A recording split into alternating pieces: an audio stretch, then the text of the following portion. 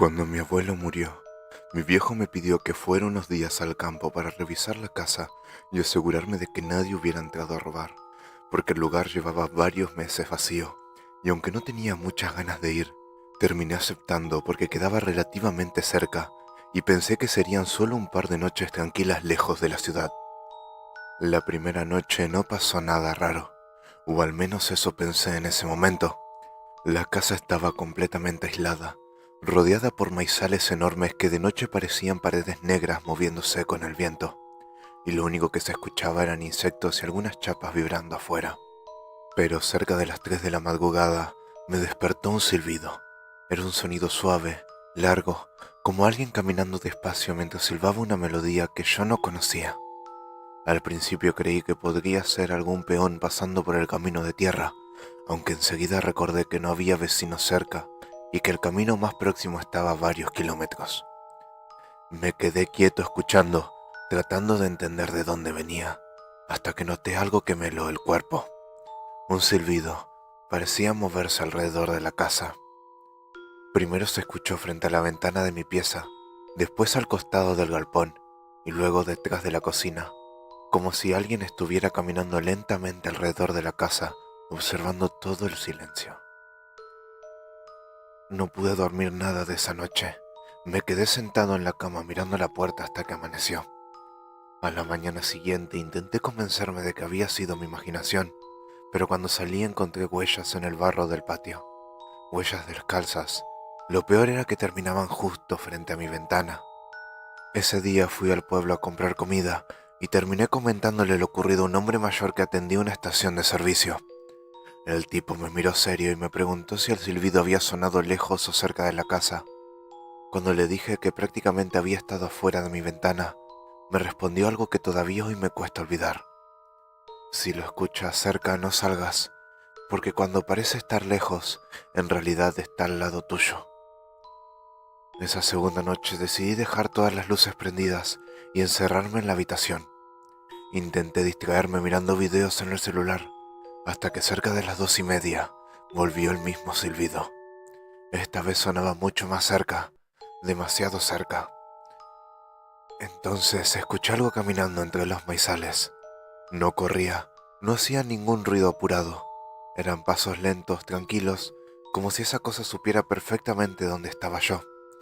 Después los pasos llegaron al patio y se detuvieron frente a mi ventana. El silbido también se detuvo y unos segundos después escuché 3 golpes suaves en el vidrio. Cuando tenía 17 años, un amigo me invitó a pasar un fin de semana en el campo de su tío, en un pueblo bastante perdido donde casi no había señal y las casas estaban separadas por kilómetros. Éramos 4 y la idea era pasar unos días tranquilos pescando y tomando cerveza, pero desde que llegamos hubo algo en ese lugar que me hizo sentir incómodo. La casa estaba cerca de una escuela rural abandonada, en medio del monte. Era una construcción vieja con paredes despintadas, ventanas rotas y juegos oxidados cubiertos por pasto alto. El tío de mi amigo nos dijo varias veces que no fuéramos ahí de noche, porque el lugar estaba deteriorado y podía ser peligroso, aunque por la forma en que lo decía parecía más preocupado por otra cosa. La segunda noche, después de cenar, empezamos a hablar de historias paranormales y uno de mis amigos propuso ir hasta la escuela para grabar videos y asustarnos un poco. Al principio nadie quiso, pero terminamos yendo igual porque estábamos aburridos y porque, sinceramente, no creíamos en esas cosas. Llegamos cerca de la medianoche con linternas y los celulares grabando. El lugar daba más miedo de cerca. Los columpios se movían apenas con el viento y había cuadernos tirados dentro de las aulas, todos húmedos y cubiertos de tierra, como si hubieran abandonado la escuela de un día para otro. Lo raro era que algunas cosas parecían demasiado recientes. Había dibujos pegados en las paredes y hasta una mochila pequeña tirada en un rincón. Mientras grabábamos empezamos a escuchar golpes secos en alguna parte del edificio.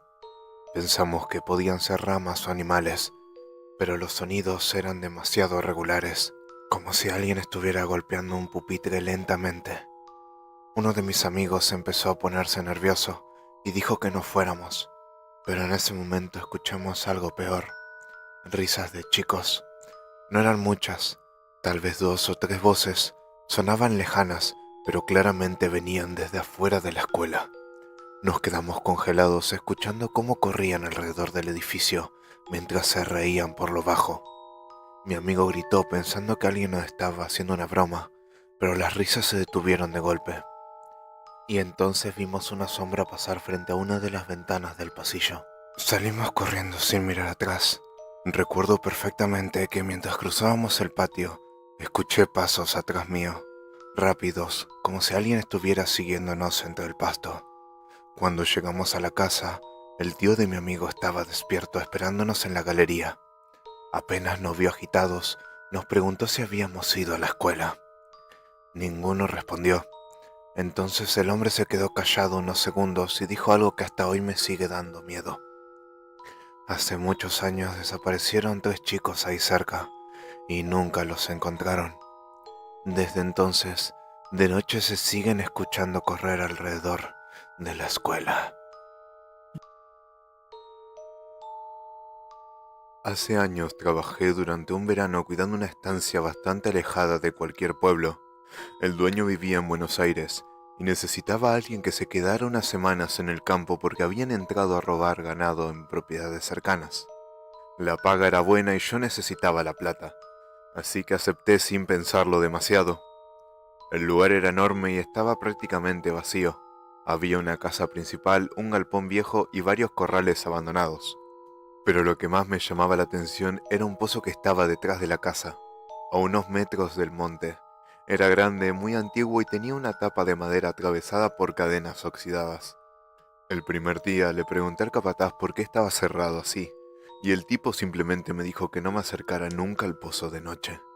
Pensé que era una de esas supersticiones típicas del campo, y no le di importancia, aunque me llamó la atención que evitara mirarlo mientras hablaba.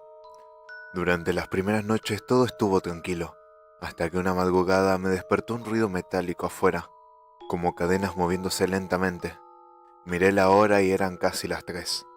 Me asomé por la ventana y vi que la puerta del galpón se movía con el viento, pero mientras estaba por volver a acostarme escuché otra cosa. Una voz, muy baja, tan baja que al principio pensé que era mi imaginación, pero después volvió a escucharse más clara como alguien hablando desde lejos. No entendía qué decía, aunque sonaba desesperada, como una persona intentando pedir ayuda sin fuerzas. La voz venía del fondo del pozo. No salí esa noche, pero a la mañana siguiente fui a revisar. Las cadenas estaban tiradas en el suelo y la tapa estaba apenas corrida, dejando un espacio oscuro imposible de ver desde arriba. Sentí un frío horrible en el cuerpo en ese momento. Recuerdo perfectamente que me acerqué despacio y grité para ver si había alguien abajo, pero no respondió nadie. Solo escuché el eco. Esa tarde llamé al dueño para contarle lo que había pasado, y el hombre se quedó callado, antes de preguntarme si había escuchado voces. Cuando le dije que sí, me respondió algo que me dejó helado. Si vuelve a pasar, no respondas. Esa misma noche me volvió a suceder. Cerca de las 3 de la madrugada escuché las cadenas arrastrándose otra vez, y después la misma voz, pero esta vez entendí perfectamente lo que decía. Sácame de aquí. La voz sonaba como la de un hombre cansado, lastimado, apenas respirando. Me quedé inmóvil sentado en la cama mientras seguía escuchándolo repetir la misma frase una y otra vez. Aunque sabía que no debía hacerlo, terminé respondiendo desde adentro de la casa preguntando quién estaba ahí. El silencio fue inmediato. Durante unos segundos no se escuchó absolutamente nada, y después la voz volvió a hablar, pero esta vez ya no sonaba desesperada. Sonaba tranquila, demasiado tranquila, porque respondió con mi misma voz. Hace unos años trabajaba manejando un camión que hacía viajes de madrugada entre pueblos pequeños, porque el tráfico era mucho más tranquilo a esas horas, y normalmente podía terminar el recorrido antes de que amaneciera. Una noche me tocó atravesar una ruta rural larguísima, de esas donde podés manejar más de una hora sin cruzarte con otro vehículo, ni ver una sola casa encendida. Recuerdo que había muchísima niebla y que apenas podía ver unos metros adelante del camión. La radio perdía señal constantemente y el camino estaba completamente vacío. Todo iba normal hasta que empecé a notar unas luces entre los árboles, a varios metros de la ruta. Al principio pensé que podían ser motos o gente cazando en el campo, pero había algo raro en la forma en que se movían. No seguían un camino fijo. Las luces aparecían entre los árboles, desaparecían y después volvían a verse más adelante, pero siempre manteniendo la misma distancia del camión. Intenté ignorarlo, pero después de varios kilómetros me di cuenta de que esas luces me estaban siguiendo. Cada vez que aceleraba, ellas también parecían avanzar más rápido entre el monte, y cuando reducía la velocidad se detenían. Empecé a sentirme incómodo de verdad. Agarré el celular para llamar a un compañero, pero no tenía señal. Fue entonces cuando las luces dejaron de moverse entre los árboles y aparecieron directamente al costado de la ruta. Eran tres. No parecían faros ni linternas normales. Eran luces blancas, muy intensas, suspendidas a cierta altura del suelo. Y, aunque alrededor estaba oscuro, yo podía distinguir algo detrás de ellas. Siluetas, personas completamente quietas mirando hacia el camión. Recuerdo que aceleré apenas las vi, pero unos segundos después el motor empezó a fallar. Primero las luces del tablero parpadearon y después el camión perdió fuerza hasta detenerse por completo en medio de la ruta. El silencio que quedó después de que el motor se apagó fue horrible. Las luces seguían ahí afuera, quietas. Intenté encender el camión varias veces, pero no respondía. Entonces se escuchó un golpe seco en uno de los costados del acoplado. Después otro y otro más, como si varias personas estuvieran rodeando el vehículo lentamente. No quería mirar por la ventana, pero terminé haciéndolo igual, y todavía hoy me arrepiento de haberlo hecho. Había figuras alrededor del camino, altas, inmóviles, completamente oscuras. No podía verles la cara porque las luces estaban detrás de ellas, pero parecían personas cubiertas de barro o quemadas. Lo peor era que ninguna se movía normalmente. Cada vez que pestañeaba estaban un poco más cerca. Me quedé paralizado hasta que escuché algo raspando la puerta del conductor, muy despacio, como unas uñas recorriendo el metal. Después alguien golpeó el vidrio justo al lado de mi cabeza, y una voz desde afuera dijo mi nombre. Nunca entendí cómo podían saberlo. En ese momento el camión volvió a arrancar solo. No dudé ni un segundo, apreté el acelerador y seguí manejando sin mirar atrás hasta llegar al siguiente pueblo. Cuando finalmente me detuve en una estación de servicio, el empleado me vio tan pálido que me preguntó qué había pasado. Le conté lo de las luces y las personas al costado de la ruta. El hombre no parecía sorprendido, solo me miró serio y me dijo, varios camioneros evitaban pasar por ese tramo de noche porque desde hacía años había gente que aseguraba ver los que esperan en el campo. El año pasado acepté cuidar una finca durante una semana, mientras los dueños estaban de viaje. El lugar quedaba bastante lejos del pueblo, rodeado de árboles y campos vacíos, y aunque la casa era grande y cómoda, desde el primer día sentí un miedo difícil de explicar. Era como una sensación de estar siendo observado incluso cuando no había nadie alrededor. El dueño me dejó unas llaves, me mostró cómo funcionaba el generador y antes de irse dijo algo extraño. Me pidió que, después de medianoche, evitara mirar por la ventana del fondo de la casa. Lo dijo en un tono serio, como si realmente esperara que le hiciera caso. Yo me reí pensando que quería asustarme, pero él no se rió conmigo. Las primeras noches fueron tranquilas. Escuchaba ramas golpeando el techo y algunos ruidos normales del campo, pero nada más. Hasta la cuarta noche. Me había quedado viendo videos en el living cuando empezó a llover fuerte y se cortó la luz por unos segundos. La casa quedó completamente oscura y en medio del silencio escuché unos pasos afuera. No eran unos pasos rápidos ni torpes, eran lentos, pesados, caminando alrededor de la casa con total tranquilidad. Pensé que podía ser algún animal, aunque apenas me acerqué a la ventana entendí que no. Afuera, bajo la lluvia, había una figura parada a varios metros de la casa, muy alta, completamente quieta. No podía distinguirle la cara por la oscuridad, pero estaba mirando directamente hacia mí. Sentí un miedo horrible en ese momento. Cerré la cortina enseguida y traté de convencerme de que podía ser alguien perdido, o incluso un espantapájaros que no había visto antes, aunque sabía perfectamente que eso no tenía sentido. Los pasos volvieron a escucharse unos minutos después, esta vez más cerca de la pared del living. Entonces escuché algo mucho peor. Golpes suaves en la ventana del fondo. Recordé inmediatamente lo que me había dicho el dueño. Traté de ignorarlo, pero los golpes continuaban, lentos y constantes, como si alguien estuviera esperando pacientemente a que yo mirara. Después de unos minutos no aguanté más y terminé acercándome. Corrí apenas una esquina de la cortina y vi algo que todavía hoy me cuesta explicar. La figura seguía afuera bajo la lluvia, inmóvil mirando hacia la casa, pero no estaba golpeando la ventana. Estaba muy lejos, aunque los golpes seguían escuchándose y venían desde atrás mío. Lo entendí en el mismo instante en que vi mi propio reflejo en el vidrio haciendo un movimiento que yo no estaba haciendo, porque mientras yo estaba completamente quieto mirando hacia afuera, mi reflejo levantó lentamente una mano y golpeó el vidrio desde el otro lado.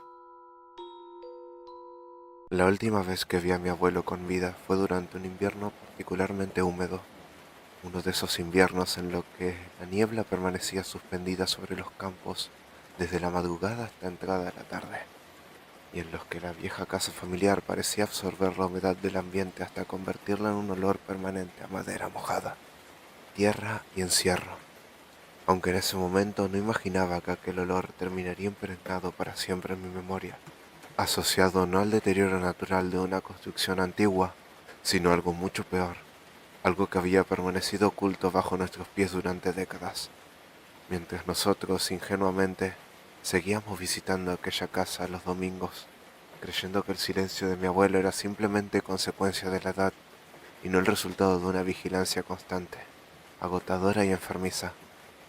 Recuerdo perfectamente la expresión que tenía aquel día mientras me observaba desde la cocina, sentado frente a una taza de café intacta que se había enfriado hacía horas, porque había algo extraño en esos ojos, una tensión que no lograba encajar con el aspecto cansado y frágil de un hombre de más de 80 años. Era como si estuviera esperando escuchar algo detrás de las paredes, algo que únicamente él parecía percibir, ya que parecía que varias veces interrumpió la conversación para mirar fijamente hacia el suelo, inmóvil, conteniendo la respiración durante varios segundos, antes de relajarse lentamente y continuar hablando como si nada. En aquel entonces pensé que estaba perdiendo la cabeza. Toda mi familia pensaba eso. Incluso mi madre decía que desde la muerte de mi abuela había empezado a comportarse de forma extraña, primero cerrando habitaciones enteras de la casa sin explicación alguna, y después sellando completamente la entrada al sótano con cadenas gruesas y tablas clavadas desde dentro, como si quisiera asegurarse de que nadie pudiera entrar o salir. Cuando yo era chico, el sótano siempre había sido un tema prohibido. No importaba cuántas veces preguntara qué había abajo, mi abuelo simplemente desviaba la conversación o respondía con evasivas incómodas, aunque hubo una sola ocasión en la que lo escuché gritar de verdad. Debía tener unos 9 años y estaba jugando cerca de la puerta del sótano, cuando escuché que una de las cadenas estaba floja. Movido por la curiosidad, empecé a tirar de ella hasta que escuché un golpe profundo proveniente del otro lado. Un golpe tan seco y pesado que todavía hoy puedo recordarlo vibrando en la madera bajo mi mano. Mi abuelo apareció segundos después completamente fuera de sí, pálido, temblando, y antes de que pudiera entender qué ocurría, me apartó de la puerta de un tirón tan brusco que terminé en el suelo. Nunca lo había visto así. Tenía los ojos desorbitados y respiraba con dificultad, mientras volvía a asegurar las cadenas una por una, revisándolas varias veces como si creyera que podían abrirse solas. Esa noche escuché a mis padres discutir con él. Mi mamá lloraba y mi abuelo repetía constantemente que todavía no estaba listo. No entendía a qué se refería. Ahora desearía no haberlo entendido nunca. Cuando murió, casi 30 años después, fui el único que aceptó quedarse algunos días en la casa, para ayudar a vaciarla, principalmente porque el resto de mi familia quería venderla cuanto antes, y nadie soportaba pasar demasiado tiempo allí. La casa había envejecido mal. Las paredes estaban manchadas de humedad y la madera crujía incluso cuando no había viento, produciendo sonidos irregulares que se desplazaban lentamente por los pasillos durante la noche, como pasos cautelosos, invitando a ser escuchados. El primer día intenté convencerme de que mi incomodidad era puramente psicológica. El segundo día dejé de creerlo.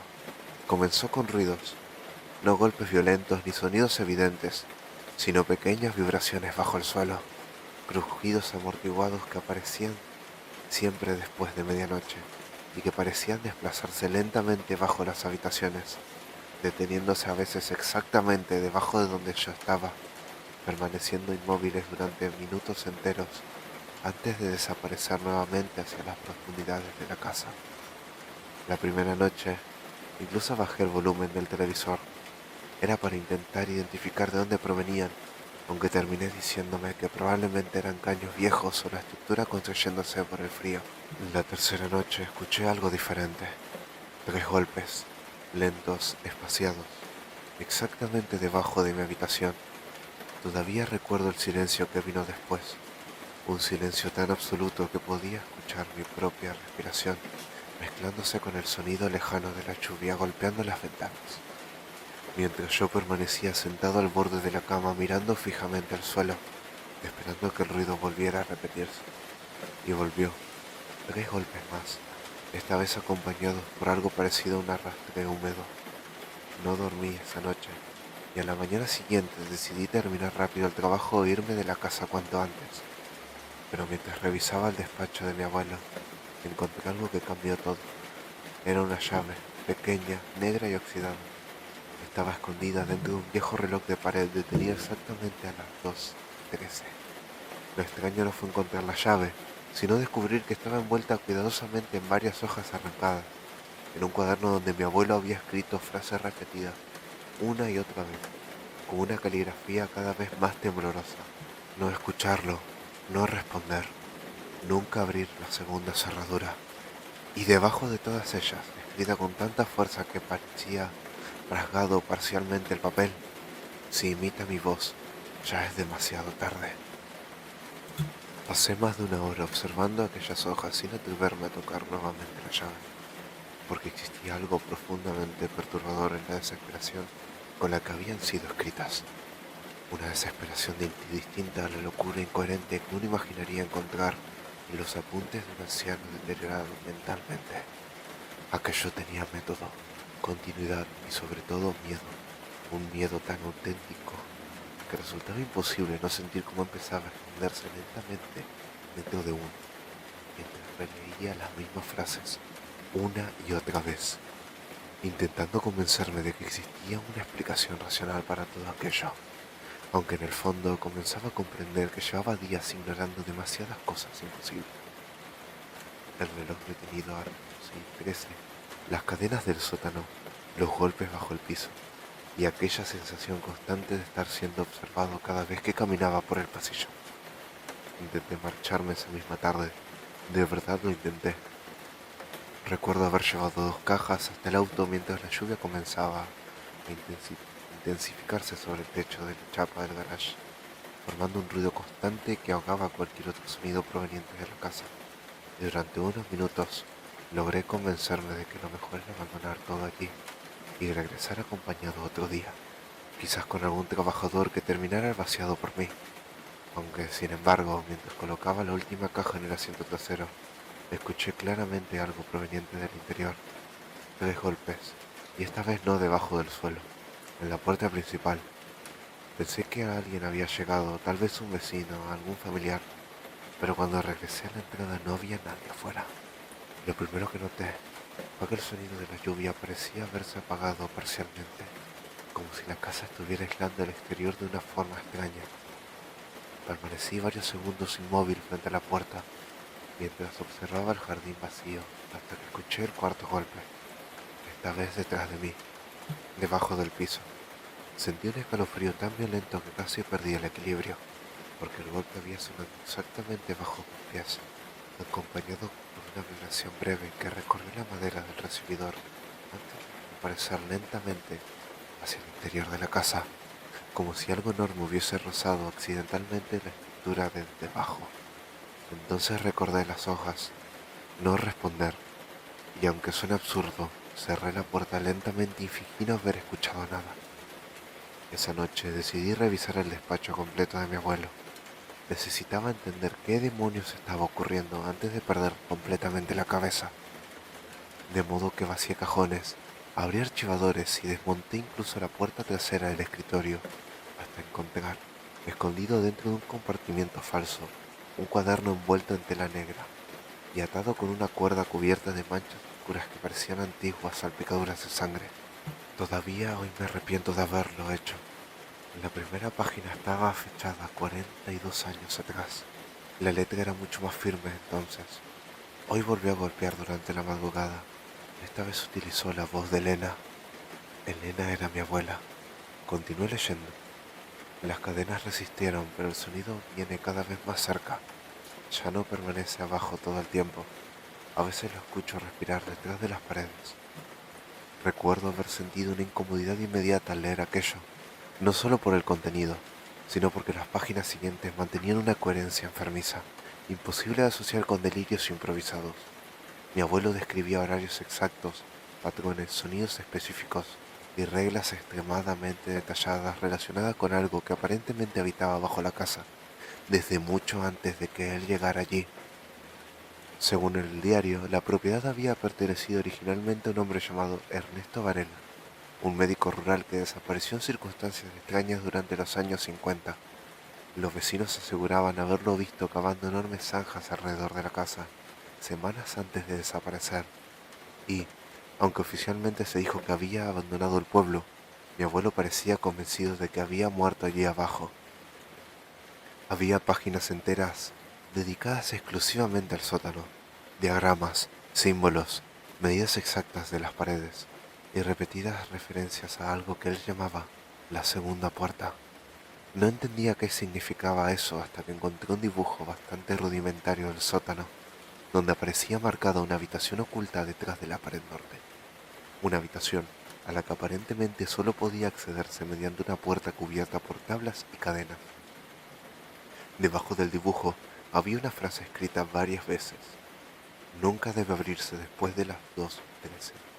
Miré automáticamente el reloj del despacho. 2:11 AM.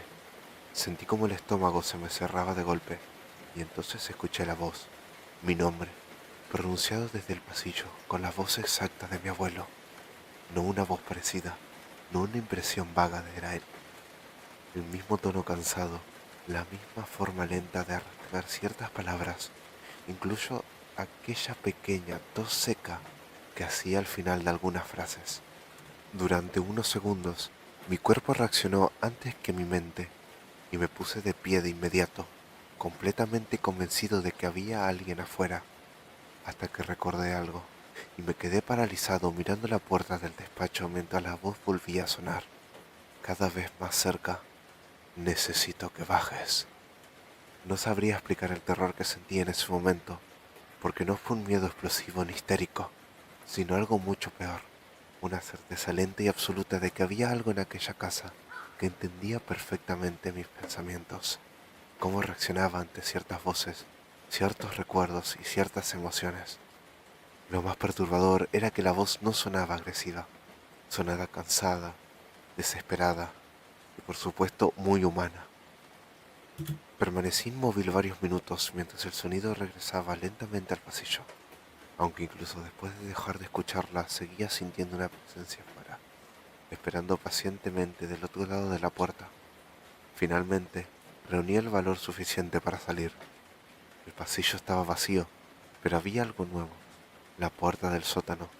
Una de las cadenas estaba en el suelo, y al principio creí que quizás se había oxidado o soltado sola con el paso de los años. Pero cuando me acerqué, noté algo que quizás hizo que se me congelara completamente la sangre. La cadena no estaba rota, el candado seguía cerrado. Alguien o algo la había deslizado lentamente fuera de los soportes de metal desde el otro lado de la puerta. Retrocedí inmediatamente y entonces escuché un sonido proveniente del sótano. No golpes, no pasos, una respiración tan lenta y tan profunda que me hizo helar toda la sangre, demasiado cerca de la madera. No sé cuánto tiempo permanecí inmóvil frente a aquella puerta observando la cadena caída en el suelo, mientras la respiración continuaba escuchándose del otro lado, con una lentitud insoportable, porque en algún momento el miedo dejó de sentirse como una emoción normal y empezó a convertirse en algo físico, algo que parecía endurecer el aire dentro de la casa y hacer que cada movimiento requiriera un esfuerzo consciente, especialmente cuando comprendí que aquello no estaba intentando derribar la puerta ni forzar las cadenas restantes, sino que simplemente permanecía ahí, respirando, como si supiera perfectamente que tarde o temprano yo terminaría acercándome por mi cuenta. Retrocedí lentamente hasta el despacho sin quitar la vista del pasillo, convencido de que en cualquier momento iba a ver algo moviéndose en la oscuridad entre las habitaciones, aunque el verdadero horror comenzó cuando regresé al diario de mi abuelo y descubrí que varias páginas, las últimas páginas, parecían haber sido escritas en estados de desesperación cada vez más severos, al punto de que algunas frases apenas podían entenderse debido a la violencia con la que había presionado la lapicera contra el papel. Ya aprendió a esperar, no abrir aunque llame, y no creerle cuando hable como ellos. Había incluso registros horarios extremadamente precisos sobre los sonidos que escuchaba durante las madrugadas, y aunque más leía, más evidente se volvía que mi abuelo había pasado décadas enteras siguiendo una rutina enfermiza, diseñada para permanecer y contener algo contenido bajo la casa. A las 12:40 debía revisar las cadenas, a las 1:15 debía reemplazar las velas colocadas alrededor de la puerta del sótano, y a las 2:13 jamás debía permanecer cerca de la entrada, porque, según él, era el momento en el que la otra puerta se debilitaba. No entendía a qué se refería con aquello, aunque una parte de mí comenzaba a sospecharlo. El problema era que cuanto más absurdo parecía todo, más imposible resultaba ignorar lo que estaba ocurriendo a mi alrededor. Mientras leía, los ruidos bajo el suelo continuaban desplazándose lentamente por la casa. No eran imaginaciones, no eran caños. A veces se detenían exactamente debajo del despacho durante varios minutos y luego seguían moviéndose con una lentitud húmeda y pesada que hacía vibrar apenas las tablas de madera. En una ocasión, incluso escuché claramente algo parecido a unas uñas arrastrándose bajo el piso, un sonido irregular y áspero que parecía recorrer la estructura buscando una forma de subir. Lo peor era el silencio entre cada sonido, porque la casa permanecía completamente quieta, sin viento y sin lluvia, sin ningún otro sonido que pudiera distraerme de aquello que se movía abajo. En algún momento de la madrugada encontré una página diferente dentro del diario, una hoja doblada varias veces y escondida entre dos capítulos escritos muchos años antes. A diferencia del resto, aquella página no parecía una anotación cotidiana, sino una especie de confesión redactada apresuradamente. Si alguien está leyendo esto después de mi muerte, entonces significa que no logré mantenerlo encerrado para siempre. Durante años pensé que las cadenas eran suficientes, pero entendí demasiado tarde que nunca intentó escapar por fuerza. Eso espera, aprende, escucha, y cuando encuentre a alguien lo suficientemente curioso, empieza a imitar las voces. Debajo había una frase escrita con una tinta diferente. La segunda puerta no contiene la entidad. La segunda puerta es la entidad. Recuerdo perfectamente haber releído esa oración varias veces intentando darle algún sentido lógico, aunque en el fondo ya empezaba a aceptar algo que me aterraba admitir, incluso dentro de mi propia cabeza. Mi abuelo realmente creía todo aquello, y después de lo que había escuchado esa noche comenzaba a comprender por qué. Fue entonces cuando escuché el sonido proveniente de arriba, en el piso superior. El despacho estaba en la planta baja, cerca de la cocina, y sobre él únicamente había habitaciones vacías que llevaban años cerradas, de modo que durante unos segundos me quedé completamente inmóvil, intentando convencerme de que el ruido provenía de la madera contrayéndose, hasta que los pasos volvieron a sonar, esta vez acompañados por el leve crujido de alguien apoyando peso sobre las tablas del pasillo. Había alguien caminando arriba, y lo hacía despacio, como si estuviera buscando algo. Sentí un impulso absurdo de salir corriendo de la casa inmediatamente, aunque algo peor ocurrió antes de que pudiera moverme. Escuché la voz de mi madre, llorando. Provenía del piso superior. Todavía me cuesta explicar lo que sentí al escucharla porque fue una reacción completamente irracional. Aunque sabiendo que aquello era imposible, incluso recordando las advertencias del diario y entendiendo perfectamente que no debía responder, mi cuerpo reaccionó automáticamente hacia la puerta del despacho, mientras la voz seguía sonando arriba, débil y entrecortada, llamándome exactamente igual que cuando era chico. Subí las escaleras casi sin darme cuenta. Cada escalón crujía bajo mis pies, mientras el sonido del llanto parecía alejarse lentamente hacia el fin del pasillo superior, donde la oscuridad era más profunda, debido a que ninguna de las ventanas permanecía abierta desde hacía años. Recuerdo haber pensado que únicamente necesitaba comprobar que no había nadie allí, para tranquilizarme, aunque en realidad ya sabía que estaba cometiendo un error desde el momento en el que empecé a subir. El aire arriba era distinto, más frío, y había un olor extraño, un olor húmedo mezclado con algo parecido a tierra removida. Las habitaciones estaban abiertas, todas. Yo no las había abierto. Sentí inmediatamente que algo estaba mal porque recordaba perfectamente haberlas dejado cerradas durante la tarde, aunque sin embargo, ahora las puertas permanecían entreabiertas, inmóviles, mostrando interiores oscuros donde los muebles cubiertos por sábanas parecían figuras humanas observándome desde cada rincón. Entonces escuché nuevamente la voz de mi madre, esta vez dentro de una de las habitaciones. Entré casi por reflejo y estaba vacía, completamente vacía. Lo único que había en el centro era agua, un charco oscuro extendiéndose lentamente sobre el piso de madera, como si algo mojado hubiese permanecido allí durante varios minutos antes de arrastrarse afuera de la habitación. Recuerdo haber sentido un terror tan profundo en ese instante que finalmente mi mente dejó de buscar explicaciones racionales, especialmente cuando vi las marcas, huellas, no humanas.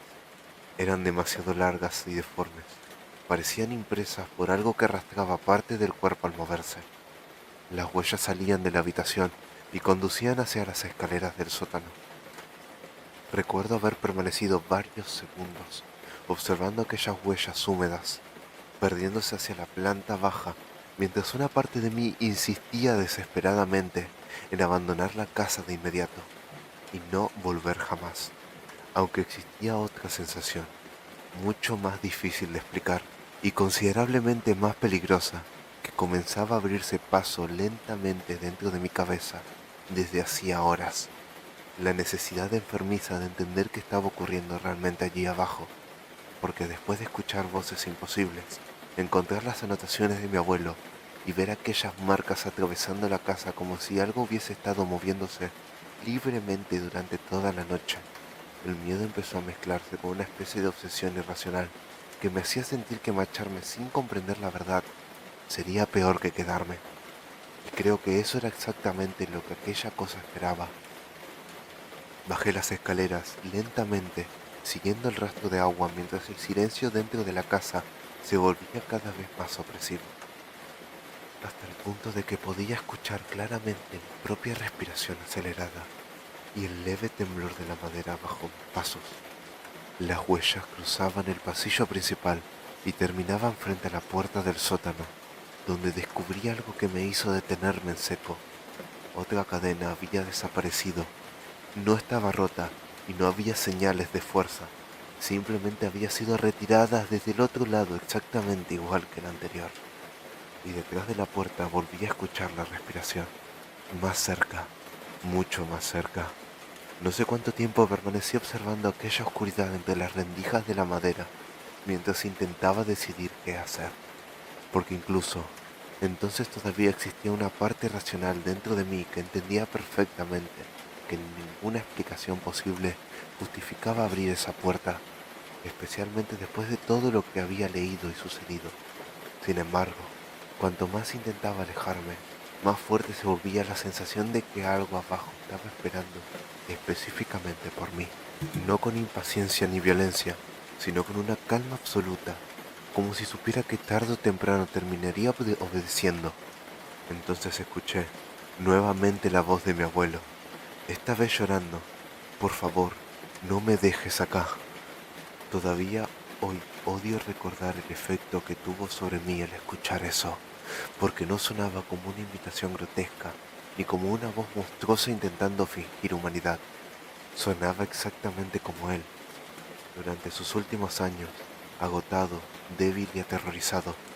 Había incluso una especie de dolor auténtico en la forma en que él pronunciaba cada palabra, y por un instante absurdo, mi mente empezó a construir explicaciones imposibles para justificar lo que estaba ocurriendo. Tal vez mi abuelo realmente había encerrado a alguien abajo, y tal vez llevaba décadas ocultando algo horrible. Tal vez el verdadero monstruo había sido él. Y cuanto más pensaba eso, más sentido parecían tener las cadenas, las tablas, el aislamiento. Sentía una mezcla insoportable de miedo y culpa mientras me acercaba lentamente a la puerta del sótano, sosteniendo la llave oxidada que había encontrado dentro del reloj, porque aunque sabía que estaba cometiendo un error, la voz seguía hablando desde abajo con una desesperación cada vez más humana. Ya no puedo mantenerla cerrada. Esa frase fue lo que terminó de quebrarme, porque durante horas había leído el diario de mi abuelo convencido de que él intentaba mantener algo encerrado, pero en ese momento, escuchándolo suplicar detrás de aquella puerta, empecé a creer exactamente lo contrario. Pensé que él estaba atrapado, pensé que había dejado las advertencias para evitar que alguien descubriera la verdad, y entonces hice lo peor que podía hacer, abrí la puerta. El sonido de las cadenas cayendo sobre la madera todavía aparece en mis pesadillas algunas noches, porque incluso antes de abrir completamente la puerta, sentí algo horrible, emergiendo desde abajo, una presión densa y húmeda que subió lentamente por las escaleras del sótano, acompañada por un olor insoportable a tierra podrida y agua estancada. La oscuridad allí abajo era absoluta, mucho más profunda de lo normal, como si la luz del pasillo simplemente dejara de existir unos pocos escalones más abajo. Pero la voz continuaba, más débil ahora. Apúrate. Comencé a bajar. Todavía no sé por qué. Quizá porque para ese entonces ya estaba completamente atrapado dentro de aquella manipulación lenta y enfermiza que había consumido a mi abuelo durante décadas. O quizás porque alguna parte de mí seguía creyendo que encontraría una explicación racional al final de aquellas escaleras. Lo único que recuerdo con claridad es la sensación del aire volviéndose cada vez más frío, mientras descendía y el sonido constante de algo moviéndose lentamente en la oscuridad delante de mí. El sonido era mucho más grande de lo que recordaba. Las paredes estaban cubiertas por símbolos dibujados con pintura negra, ya desgastada, y el suelo aparecía marcado por círculos extraños rodeados de velas consumidas hacía años. Había cadenas colgando desde el techo, recipientes oxidados llenos de agua oscura y páginas arrancadas del diario pegadas sobre la madera, como si mi abuelo hubiese intentado cubrir cada rincón. Y al fondo estaba la segunda puerta. Comprendí inmediatamente por qué mi abuelo lo llamaba así. No parecía una puerta normal, era demasiado alta, demasiado estrecha, construida con una madera oscura cubierta completamente por marcas de uñas y símbolos tallados tan profundamente que algunos atravesaban parcialmente la superficie. A su alrededor había docenas de candados abiertos tirados en el suelo, como si alguien hubiese intentado sellarla incontables veces. La voz provenía de detrás. Todavía estoy acá. Me acerqué, y entonces vi algo que destruyó completamente cualquier esperanza de racionalidad que aún me quedara. Había movimiento bajo la puerta, no pies, no sombras humanas. Algo largo y oscuro se desplazaba lentamente debajo de la madera, como si estuviera probando el espacio disponible. Retrocedí inmediatamente, y la voz de mi abuelo dejó de sonar. El silencio que vino después fue peor que cualquier grito, porque durante unos segundos todo permaneció inmóvil, y entonces escuché otra respiración, no detrás de la puerta, justo delante de mí.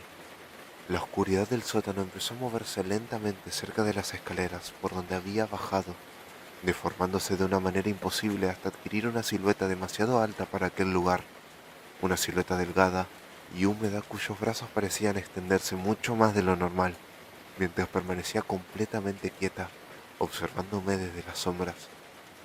No pude verle el rostro al principio, solo los ojos, reflejándose débilmente en la oscuridad, y después la sonrisa, una sonrisa inmensa, antinatural, abriéndose lentamente donde debería haber estado una cara humana. Fue entonces cuando entendí la verdad. Mi abuelo nunca estuvo encerrando a una víctima, nunca estuvo ocultando un crimen. Había pasado décadas enteras manteniendo aquella cosa contenida bajo la casa, mientras ésta aprendía lentamente a imitar las voces, emociones y recuerdos humanos, para convencer a alguien de liberarla. Y yo acababa de abrir la única puerta que realmente importaba. Corrí hacia las escaleras mientras escuchaba detrás de mí el sonido húmedo de algo arrastrándose rápidamente sobre el suelo del sótano, aunque lo peor fue notar que ya no intentaba ocultarse ni moverse. Podía escuchar claramente cómo sus extremidades golpeaban la madera a una velocidad imposible, mientras ascendía detrás de mí. Logré salir al pasillo y cerrar la puerta apenas unos segundos, antes de que algo impactara violentamente desde el otro lado, haciendo temblar toda la estructura de la casa. Pero ya era tarde. Lo entendí cuando escuché el sonido. No provenía del sótano, provenía del piso superior, arrastrándose sobre la madera. Levanté la vista hacia la oscuridad de las escaleras y vi gotas de agua cayendo lentamente desde arriba, una por una, mientras algo comenzaba a descender hacia mí sin apuro alguno. Entonces recordé la última advertencia escrita por mi abuelo en el diario: no permitas que salga al exterior. Horas después logré abandonar la casa. Ni siquiera recuerdo exactamente cómo. Solo sé que conduje durante kilómetros bajo la lluvia sin atreverme a mirar demasiado tiempo el espejo retrovisor, porque varias veces creí ver una figura demasiado alta caminando entre los árboles, al costado de la carretera, siguiéndome a la distancia con movimientos lentos e irregulares. La policía encontró la casa vacía 2 días después del incendio. Nunca encontraron un cuerpo, ni el mío ni el de mi abuelo, ni nada debajo del sótano, pero todavía conservo una cosa, aquel libro. Y anoche, mientras intentaba decidir si debía destruirlo de una vez por todas, descubrí algo que no estaba ahí antes. Una página nueva, escrita con una letra temblorosa que reconocí inmediatamente como la mía. Ya aprendió mi voz. La ruta estaba prácticamente vacía cuando decidí tomar el desvío. No porque tuviera apuro ni porque conociera el camino, sino porque el GPS empezó a recalcular varias veces después de perder señal. Y, en esa insistencia extraña de la pantalla iluminando el interior del auto, apareció una alternativa que prometía ahorrarme casi 20 minutos. Una línea fina que se desviaba hacia la derecha y se perdía en un tramo completamente oscuro, sin referencias, sin estaciones de servicio, sin nada que indicara que alguien pasaba por ahí con frecuencia. Al principio no hubo nada raro, más allá de ese silencio pesado que se forma cuando dejas atrás la ruta principal y ya no hay otros autos, ni luces lejanas, ni siquiera el ruido constante del tránsito acompañándote, sino solo el motor y el leve crujido del asfalto bajo las ruedas, como si el camino estuviera más viejo de lo que debería, como si no lo mantuvieran desde hacía años. Y aún así, el GPS insistía en que ese era el camino correcto, aunque la señal seguía yendo y viniendo, congelándose por momentos y obligándome a mirarla más de lo normal. Lo primero que me incomodó no fue algo concreto, sino una sensación difícil de ubicar, como si el paisaje no cambiara aunque yo siguiera avanzando, porque los árboles a los costados parecían repetirse, no iguales pero demasiado parecidos entre ellos, con las mismas formas retorcidas y las mismas sombras largas que se proyectaban, como si estuviera pasando por el mismo lugar una y otra vez sin darme cuenta, aunque el velocímetro marcaba una velocidad constante y el tiempo seguía corriendo. Después de unos minutos empecé a notar algo en el espejo retrovisor, algo que al principio pensé que era un reflejo o un efecto de las luces, porque aparecía y desaparecía según cómo movía la cabeza.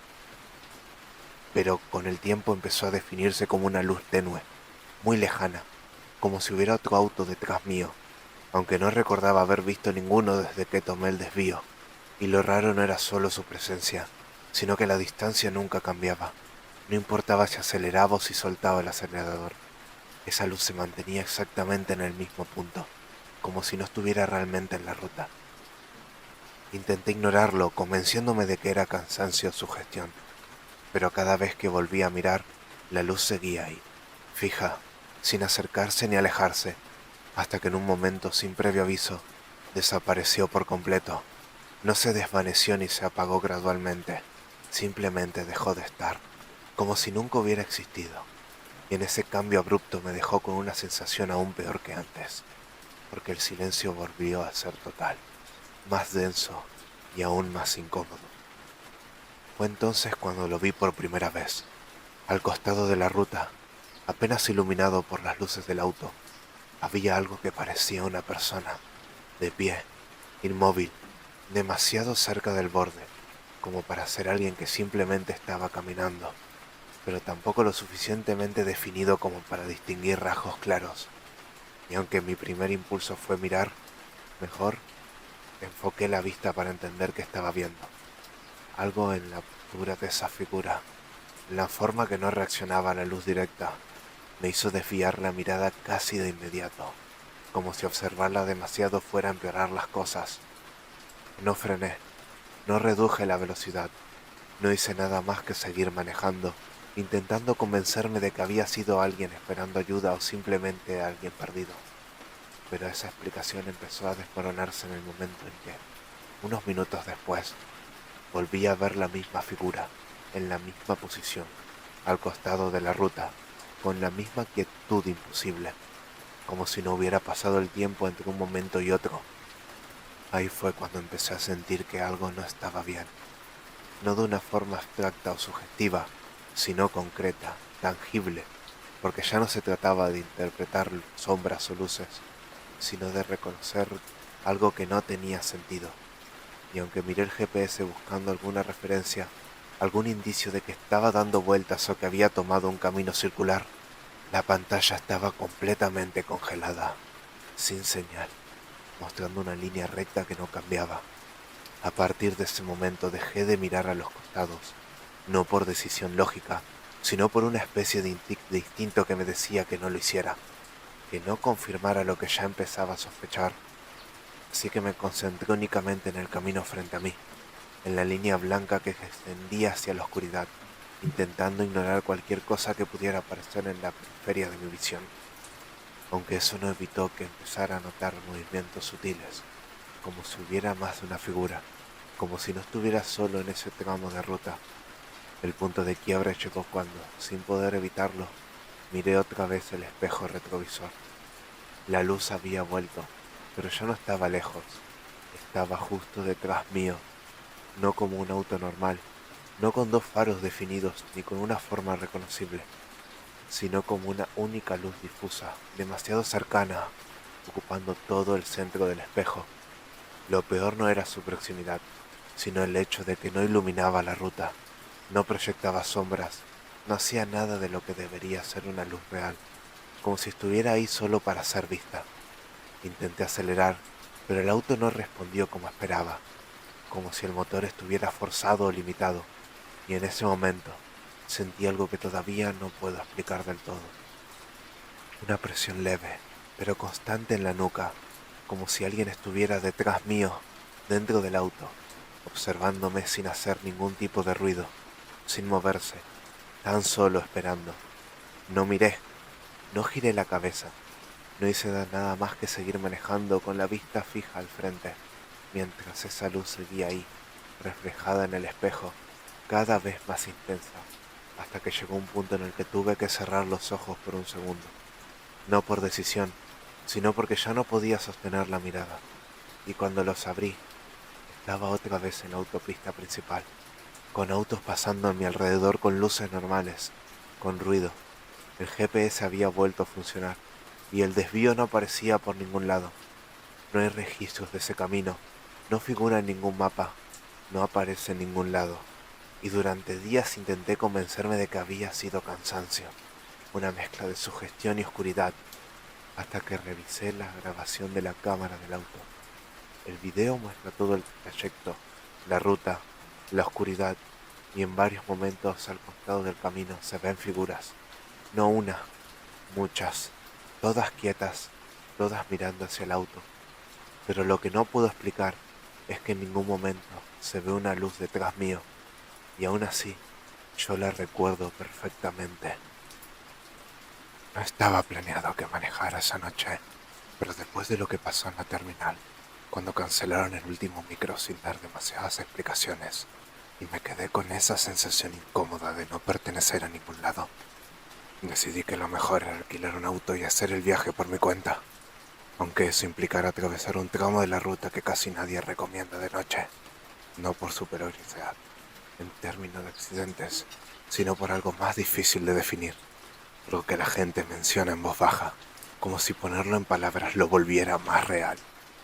Salí tarde, más de lo que hubiera querido, y para cuando dejé atrás las últimas luces del pueblo, la oscuridad ya era completa, sin luna, solo el haz de los faros abriéndose paso en una ruta recta que parecía no tener fin, con ese tipo de silencio que no es ausencia de sonido, sino algo más denso, más presente, como si estuviera ocupando espacio dentro del auto. Durante la primera hora no ocurrió nada fuera de lo normal, más allá de ese cansancio acumulado que te obliga a parpadear más seguido y a ajustar la postura en el asiento, tratando de mantenerte alerta hasta que la radio empezó a fallar, no de la forma típica en la que simplemente pierde señal, sino con una interferencia irregular como si alguien estuviera intentando sintonizar algo manualmente, girando una perilla inexistente, con prestaciones que no terminaban de definirse, dejando escapar fragmentos de voces que no llegaban a formar palabras completas. Intenté cambiar de emisora, pero el problema persistía, así que terminé apagándola, prefiriendo el sonido antes que esa sensación de que algo intentaba comunicarse sin lograrlo del todo.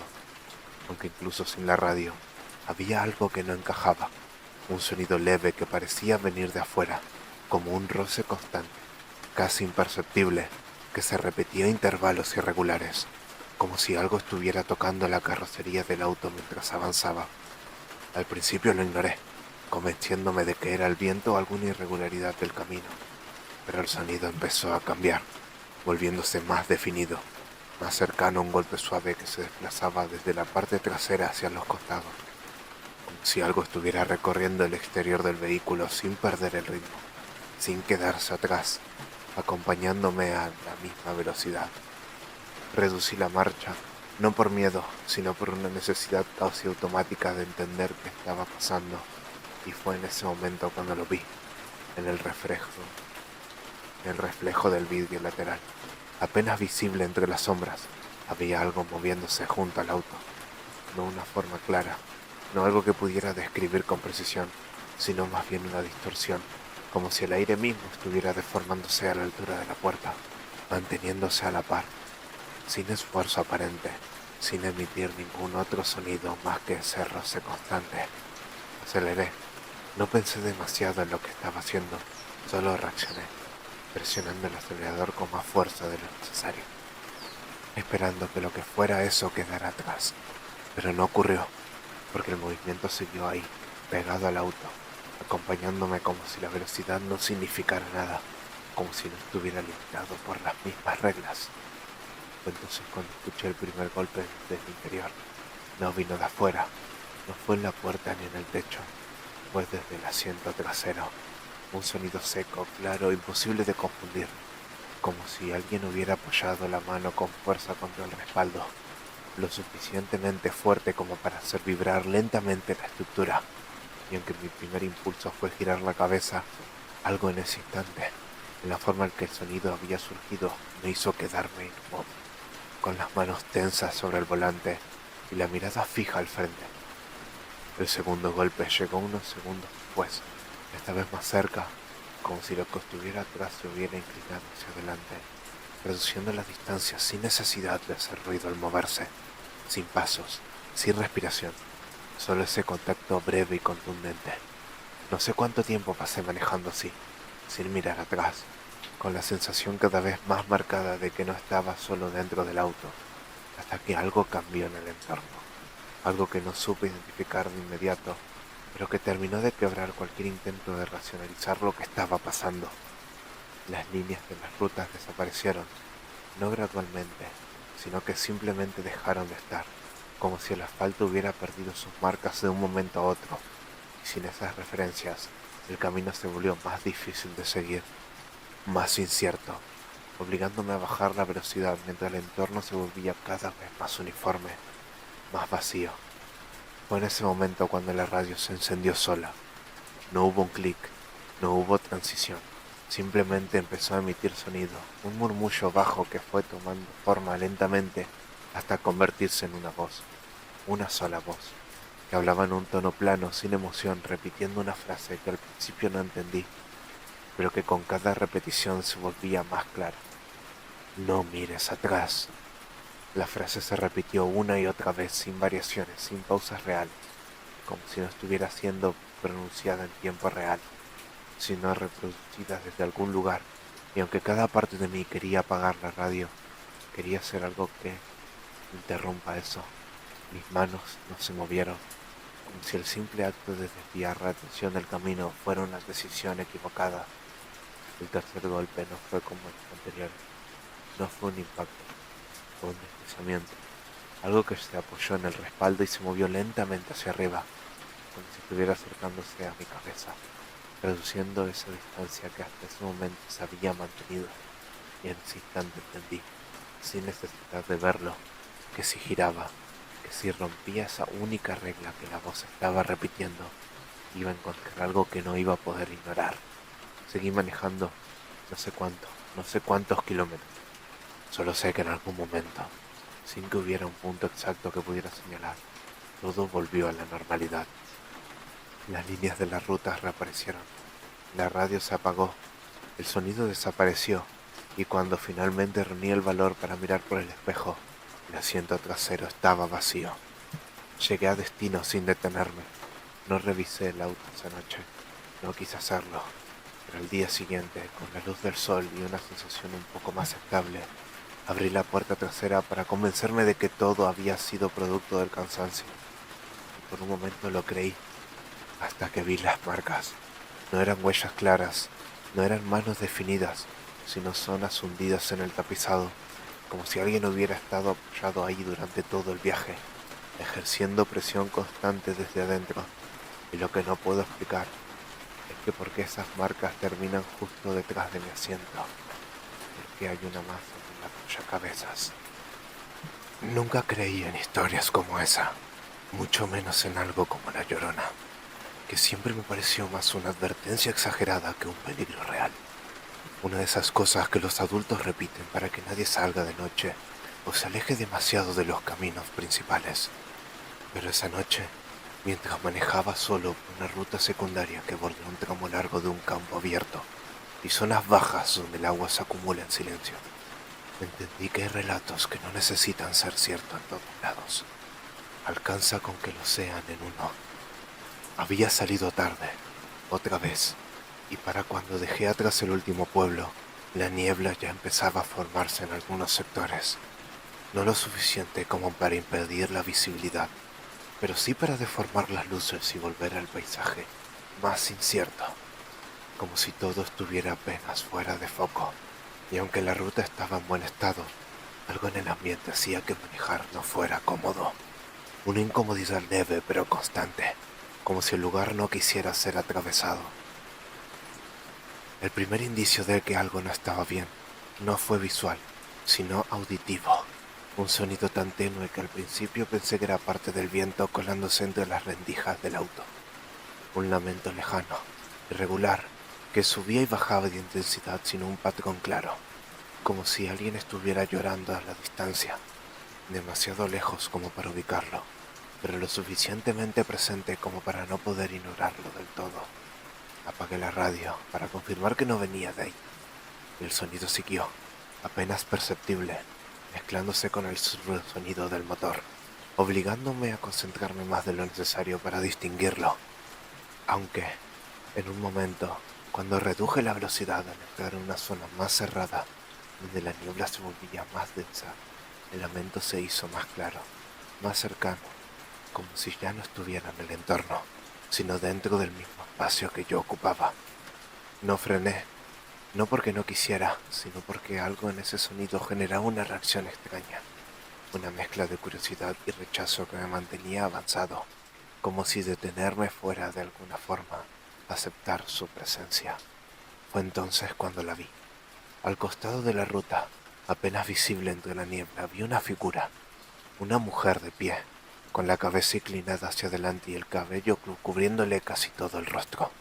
sosteniendo algo entre los brazos, algo que en ese momento no pude distinguir con claridad, pero cuya forma sugería el peso de un niño, envuelto sostenido de una manera demasiado rígida como para ser natural. Reduje la velocidad de forma casi automática, no por intención de ayudar, sino porque la escena no terminaba de encajar, porque no tenía sentido que alguien estuviera ahí, en ese tramo completamente aislado, sin ninguna otra señal de vida alrededor. Sin embargo, lo que más me inquietó no fue su presencia, sino el hecho de que no reaccionaba a la luz del auto. No levantó la cabeza, no hizo ningún gesto, simplemente permaneció inmóvil como si no percibiera nada. Cuando pasé a su lado, el sonido del llanto cambió, dejó de ser distante, se volvió inmediato, y no venía de ella, venía de lo que sostenía. Un llanto breve, pero lo suficientemente claro como para entender que no era una ilusión. Un sonido agudo, cortado, que duró apenas unos segundos antes de desaparecer. Y ese instante bastó para que algo dentro de mí se tensara, como si hubiera cruzado un límite que no debía. No miré por el espejo, seguí manejando, pero el lamento volvió, esta vez detrás mío, más cerca, más definido. No era un sonido que se desvanecía con la distancia, sino uno que se mantenía, como si la separación física no tuviera efecto. Y aunque traté de ignorarlo, de concentrarme en la ruta, el sonido empezó a cambiar, a transformarse en algo más irregular, más desesperado, hasta convertirse en un llanto continuo cargado de una angustia que no parecía humana. Entonces, escuché mi nombre, no como un grito, no como una voz fuerte, sino como un susurro que se filtró entre el sonido del llanto pronunciado de una forma lenta, arrastrada, como si cada sílaba costara un esfuerzo inmenso.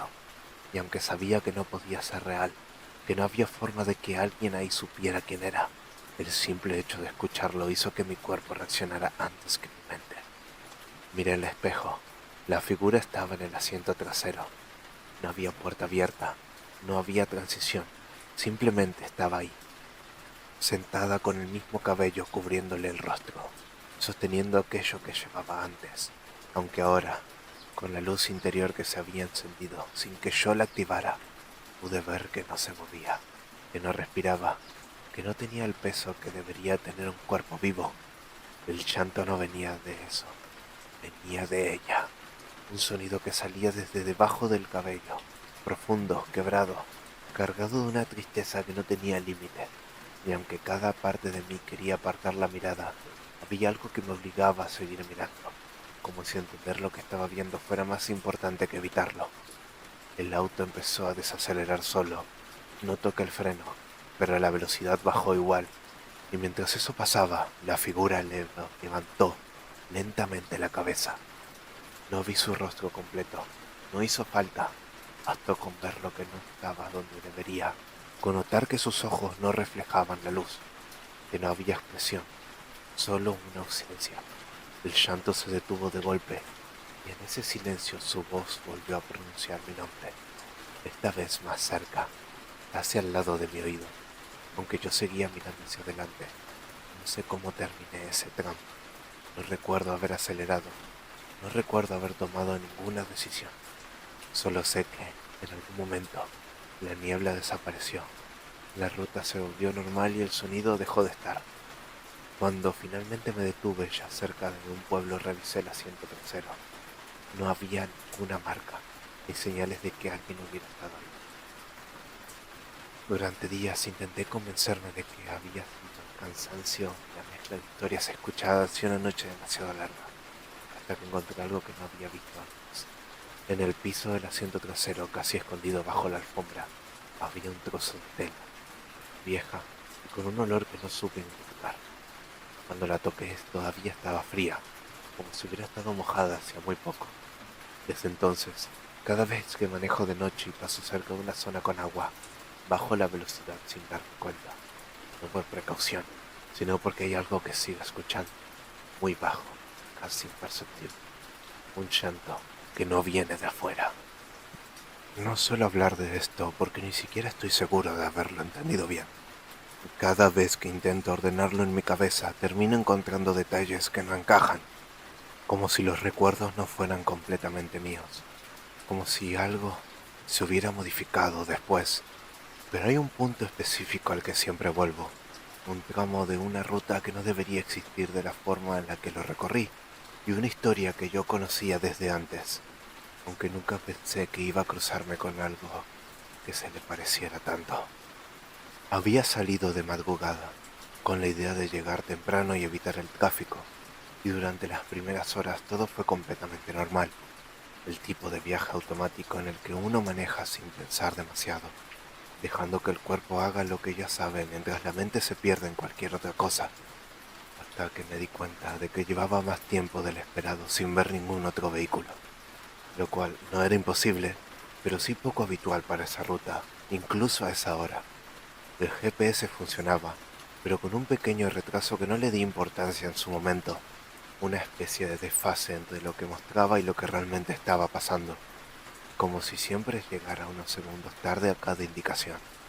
Y aunque eso no afectaba directamente la conducción, generaba una incomodidad difícil de explicar, como si no estuviera completamente sincronizado con el lugar en el que me encontraba. Fue en ese contexto que fui y vi la primera señal.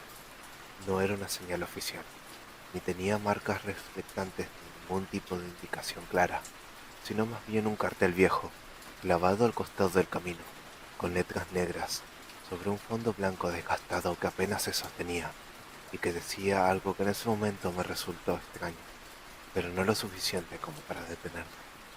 Si la ves en la curva, no le hables. No había curva. La ruta era completamente recta y sin embargo unos kilómetros más adelante apareció, no de forma gradual, no insinuada, sino como un quiebre brusco en el camino, una curva cerrada hacia la izquierda que no figuraba en el GPS, que seguía marcando una línea recta como si nada hubiera cambiado, y aunque dudé por un segundo, ya estaba demasiado cerca como para hacer otra cosa que no fuera girar. Apenas tomé la curva, el entorno cambió, no de manera evidente, no con algo que pudiera señalar directamente, sino en pequeños detalles que, sumados, generaban una sensación distinta, como si el lugar no correspondiera al mismo trayecto, como si hubiera cruzado una parte que no estaba pensada para ser recorrida. Fue entonces cuando la vi, una mujer parada al costado del camino, vestida de blanco con el cabello oscuro cayéndole sobre los hombros, completamente inmóvil, mirando hacia la ruta con una expresión que no llegué a distinguir del todo, pero que no transmitía ninguna emoción clara, como si estuviera esperando algo sin apuro, sin desesperación. Reduje la velocidad, no porque quisiera detenerme, sino porque la situación lo exigía, porque su presencia en ese lugar no tenía sentido, y porque, a diferencia de otras cosas que uno puede ignorar en la ruta, esto era demasiado concreto como para pasarlo por alto. Cuando estuve a su altura, levantó la mano, un gesto simple, un pedido de ayuda, o al menos eso parecía. Recordé el cartel y seguí de largo. No fue una decisión heroica ni impulsiva, sino más bien automática, como si algo en mí hubiera tomado esa advertencia más en serio de lo que yo estaba dispuesto a admitir, y durante unos segundos pensé que todo iba a quedar ahí, en una situación extraña pero explicable, hasta que escuché el golpe. No vino de afuera, sino de la ventanilla del acompañante. Un golpe seco. Giré la cabeza y ella estaba allí, del otro lado del vidrio a la misma altura, moviéndose a la misma velocidad que el auto. No corría, no hacía esfuerzo, simplemente se mantenía al lado con la mano apoyada en la ventana, golpeando una vez más, con suavidad, como si quisiera llamar mi atención sin asustarme. No abrí, no dije nada, pero la miré, y ese fue el error, porque en el momento en el que nuestras miradas se cruzaron, algo cambió en su rostro, no de forma brusca, no como una transformación evidente, sino como una alteración sutil, una distorsión en la forma en que sus rasgos se acomodaban, como si no estuvieran fijos, como si no pertenecieran a una estructura estable. Y esa sensación se intensificó cuando sonrió, no con una sonrisa amplia, sino con una leve curvatura en los labios que no se reflejaba en nada más. El GPS empezó a recalcular, una y otra vez sin parar, la voz automática repitiendo indicaciones contradictorias, girar a la derecha, continuar recto, dar la vuelta, todo al mismo tiempo, como si el sistema no pudiera ubicarme en ningún punto válido del mapa.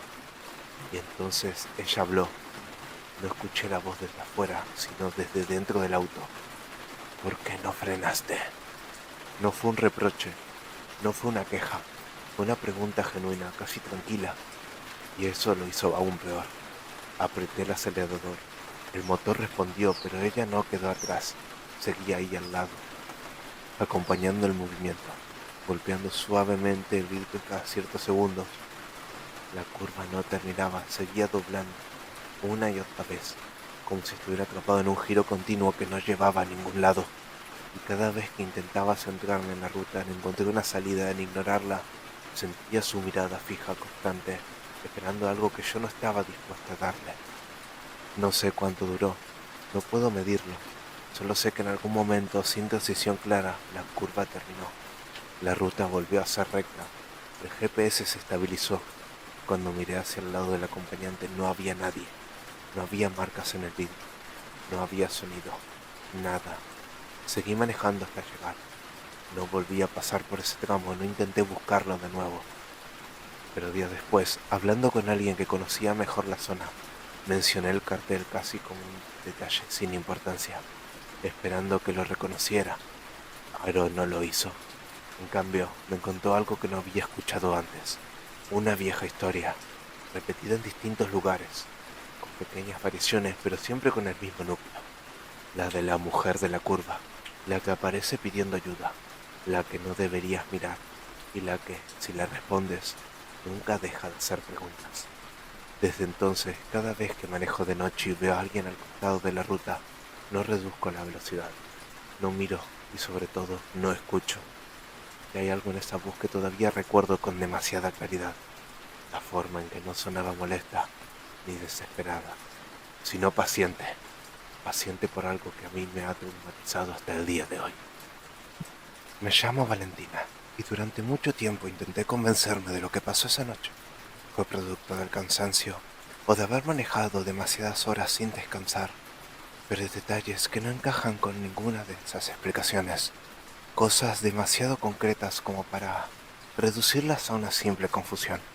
Y cada vez que vuelvo a ese recuerdo, lo que más me perturba no es lo que vi, sino la decisión que tomé antes de verlo. Había salido tarde de Rosario después de una jornada larga que se había extendido más de lo previsto, y para cuando tomé la ruta, el cielo ya estaba completamente oscuro, sin luna, con una capa de nubes bajas que parecían absorber cualquier rastro de luz, dejando todo en una penumbra uniforme, que hacía que los límites del camino fueran más difíciles de distinguir, aunque el tránsito era prácticamente inexistente, lo cual, en otras circunstancias, me habría resultado incluso cómodo. Durante el primer tramo manejé sin inconvenientes, con la radio encendida y la mente ocupada en esas cosas que ya ni siquiera recuerdo, hasta que el auto empezó a comportarse de una manera extraña, no con ninguna falla a simple vista, sino con algunos pequeños tirones, como si el motor perdiera fuerza por algunos momentos, obligándome a reducir la velocidad mientras intentaba entender si se trataba de algo mecánico o simplemente de una irregularidad del camino. Decidí detenerme cuando el tablero marcó una alerta breve, una luz que se encendió y se apagó antes de que pudiera identificarla con claridad. Y aunque el lugar no era el ideal, porque no había iluminación ni señales cercanas, la necesidad de verificar que todo estuviera en orden terminó imponiéndose sobre la incomodidad de estar sola en medio de la nada. Apagué el motor. El silencio fue inmediato. No el silencio habitual de la ruta vacía, sino uno más denso, más cerrado, como si el sonido no pudiera propagarse con normalidad, y por un momento dudé en bajar, no por miedo concreto, sino por una sensación difícil de justificar, una especie de resistencia interna que no tenía una causa clara. Aún así, abrí la puerta. El aire afuera estaba frío, húmedo, con un olor extraño, una mezcla de tierra y algo más pesado que no supe identificar en el momento. Y mientras caminaba hacia el frente del auto para revisar el capó, noté que la oscuridad alrededor no era uniforme, que había zonas donde la sombra parecía más espesa, más concentrada, especialmente hacia el costado del camino, donde el terreno descendía levemente hacia lo que parecía ser un área de monte bajo. Fue ahí donde lo vi. Al principio no lo reconocí como algo definido, sino como una masa oscura entre los árboles, una forma demasiado grande para ser un perro común, pero demasiado baja para corresponder a otra cosa que pudiera identificar con facilidad. Y aunque estaba parcialmente oculta por la vegetación, había algo en su presencia que resultaba imposible de ignorar, una quietud tensa como si estuviera esperando. Di un paso más cerca, no sé por qué. No fue una decisión lógica, sino un impulso extraño, como si una parte de mí necesitara confirmar lo que estaba viendo, aunque otra parte mucho más fuerte me estuviera diciendo que volviera al auto de inmediato. Entonces se movió, no salió de dentro de los árboles de forma brusca, no corrió ni hizo ningún sonido repentino, sino que avanzó lentamente, lo suficiente como para que la luz tenue de los faros alcanzara a delinear su silueta, y en ese momento entendí que no estaba frente a un animal común. Era grande, demasiado, con un cuerpo alargado, musculoso pero desproporcionado en algunas partes, como si sus extremidades no estuvieran hechas para moverse de la forma en que lo hacían, y una cabeza que no terminaba de encajar con el resto, más ancha, más pesada, con una mandíbula que parecía extenderse más de lo natural. No gruñía, no respiraba de forma audible, solo estaba ahí, observándome, y aunque no podía ver sus ojos con claridad, sentí algo que no había experimentado antes, una certeza incómoda, algo instintiva de que eso que tenía enfrente no era simplemente un animal perdido o salvaje, sino algo que entendía mi presencia de una forma distinta. Retrocedí lentamente, sin darle la espalda, con la mirada fija, intentando no hacer ningún movimiento brusco mientras el corazón me latía con una fuerza que hacía difícil mantener la calma. En ese momento recordé algo que había escuchado de chica, una historia que siempre tomé como un mito rural, una advertencia exagerada sobre una criatura conocida como el familiar, un ser que, según decían, aparecía en zonas alejadas, ligado a pactos y a lugares donde algo no estaba del todo bien. No quería pensar en eso, no quería asociar lo que estaba viendo con esa historia, pero la forma en la que esa cosa se movía, la manera en la que inclinó levemente la cabeza, como si estuviera evaluándome, como si estuviera diciéndome algo, hacía imposible ignorarlo. Dio otro paso más, y entonces habló, no con palabras claras, no con una voz humana, pero sí con un sonido que no pertenecía a ningún animal que yo conociera, una especie de vibración grave, profunda, que parecía surgir desde el interior de su cuerpo y que, de alguna manera, se sentía más como una presencia que como un ruido. Ahí fue cuando corrí. No pensé, no lo dudé. Simplemente me di vuelta y volví al auto lo más rápido que pude, sintiendo, sin necesidad de mirar, que algo se había movido detrás mío, no persiguiéndome directamente, sino acompañando cada paso a una distancia constante, como si no tuviera apuro. Cerré la puerta y encendí el motor. El auto respondió de inmediato como si nunca hubiera tenido ningún problema, como si la falla anterior no hubiera existido y mientras arrancaba, con las manos temblando y la respiración desordenada, miré por el espejo lateral. Estaba ahí, más cerca, mucho más, con la cabeza apenas inclinada hacia el vidrio, lo suficiente como para que por un segundo la luz reflejara lo que parecían ser sus ojos, dos puntos opacos sin brillo que no reflejaban nada de lo que los rodeaba. Aceleré, aceleré sin mirar atrás. No hice nada más que alejarme lo más rápido posible de ese lugar con la sensación persistente de que, aunque la distancia aumentaba, eso no implicaba que estuviera a salvo. No sé cuánto tiempo pasó hasta que volví a ver las luces de otros autos, hasta que el entorno empezó a parecer normal otra vez, pero cuando finalmente me detuve en una estación de servicio con la excusa de recomponerme antes de seguir, noté algo que no había sentido durante el trayecto. Un olor fuerte, penetrante, el mismo que había percibido al bajar del auto. Revisé el exterior. No había marcas, no había señales de impacto, nada que indicara que algo hubiera estado cerca. Pero cuando abrí la puerta trasera para sacar una campera, ahí lo encontré. En el piso, justo detrás de mi asiento, había algo oscuro, una mancha irregular. No sé qué era, no quise saberlo, pero lo que no pude ignorar es que esa mancha tenía forma, no de una forma clara, pero lo suficientemente sugestiva como para ser una huella, aunque no era humana, que no correspondía a ningún animal que yo haya visto antes. La casa permaneció vacía durante casi 9 años, erosionándose lentamente bajo la humedad verdosa de los inviernos interminables y el polvo amarillento que el viento arrastraba desde los terrenos baldíos del fondo del barrio, hasta convertirse en una estructura silenciosa y desagradable cuya mera presencia parecía absorber la luz de la cuadra. como si los ladrillos húmedos, las persianas corridas y el techo vencido por el moho hubiesen desarrollado, con el paso del tiempo, una especie de respiración enfermiza que contaminaba el ánimo de cualquiera que se detuviera demasiado tiempo a observarla. Y, aunque todos evitábamos hablar demasiado del asunto, existía entre los vecinos una incomodidad tácita, una superstición torpe y mal formulada, según la cual aquel lugar no estaba verdaderamente abandonado, sino apenas dormido, aguardando algo que ninguno de nosotros sabría nombrar. Yo vivía frente a esa casa desde hacía más de 20 años, y conocía cada grieta de la vereda, cada reflejo del alumbrado público sobre los charcos de lluvia, y cada sonido metálico que las ramas secas del jaracanda producían al raspar las chapas durante la madrugada. Por eso mismo, cuando vi movimiento detrás de las ventanas cubiertas de suciedad, una tarde de junio excesivamente fría y gris, sentí una perturbación inmediata, casi física, una presión incómoda detrás de los ojos que me obligó a quedarme inmóvil, junto a la cortina de mi comedor mientras observaba, con una tensión enfermiza, la silueta borrosa que se desplazaba lentamente dentro de aquella penumbra inmóvil. No llegó un camión de mudanza, no hubo obreros, no aparecían albañiles reparando las paredes ni jardineros limpiando el patio repleto de maleza ennegrecida. Simplemente, de un día para otro, alguien empezó a vivir ahí. La mujer apareció 2 noches después, cuando yo regresaba tarde del trabajo y la calle se encontraba completamente vacía, sumergida en ese silencio espeso que poseen ciertos barrios residenciales después de la medianoche. Un silencio tan profundo que cualquier sonido pequeño, incluso el crujido de una bolsa arrastrada por el viento, el zumbido distante de un transformador eléctrico, el ladrido aislado de un perro, adquiere una nitidez insoportable.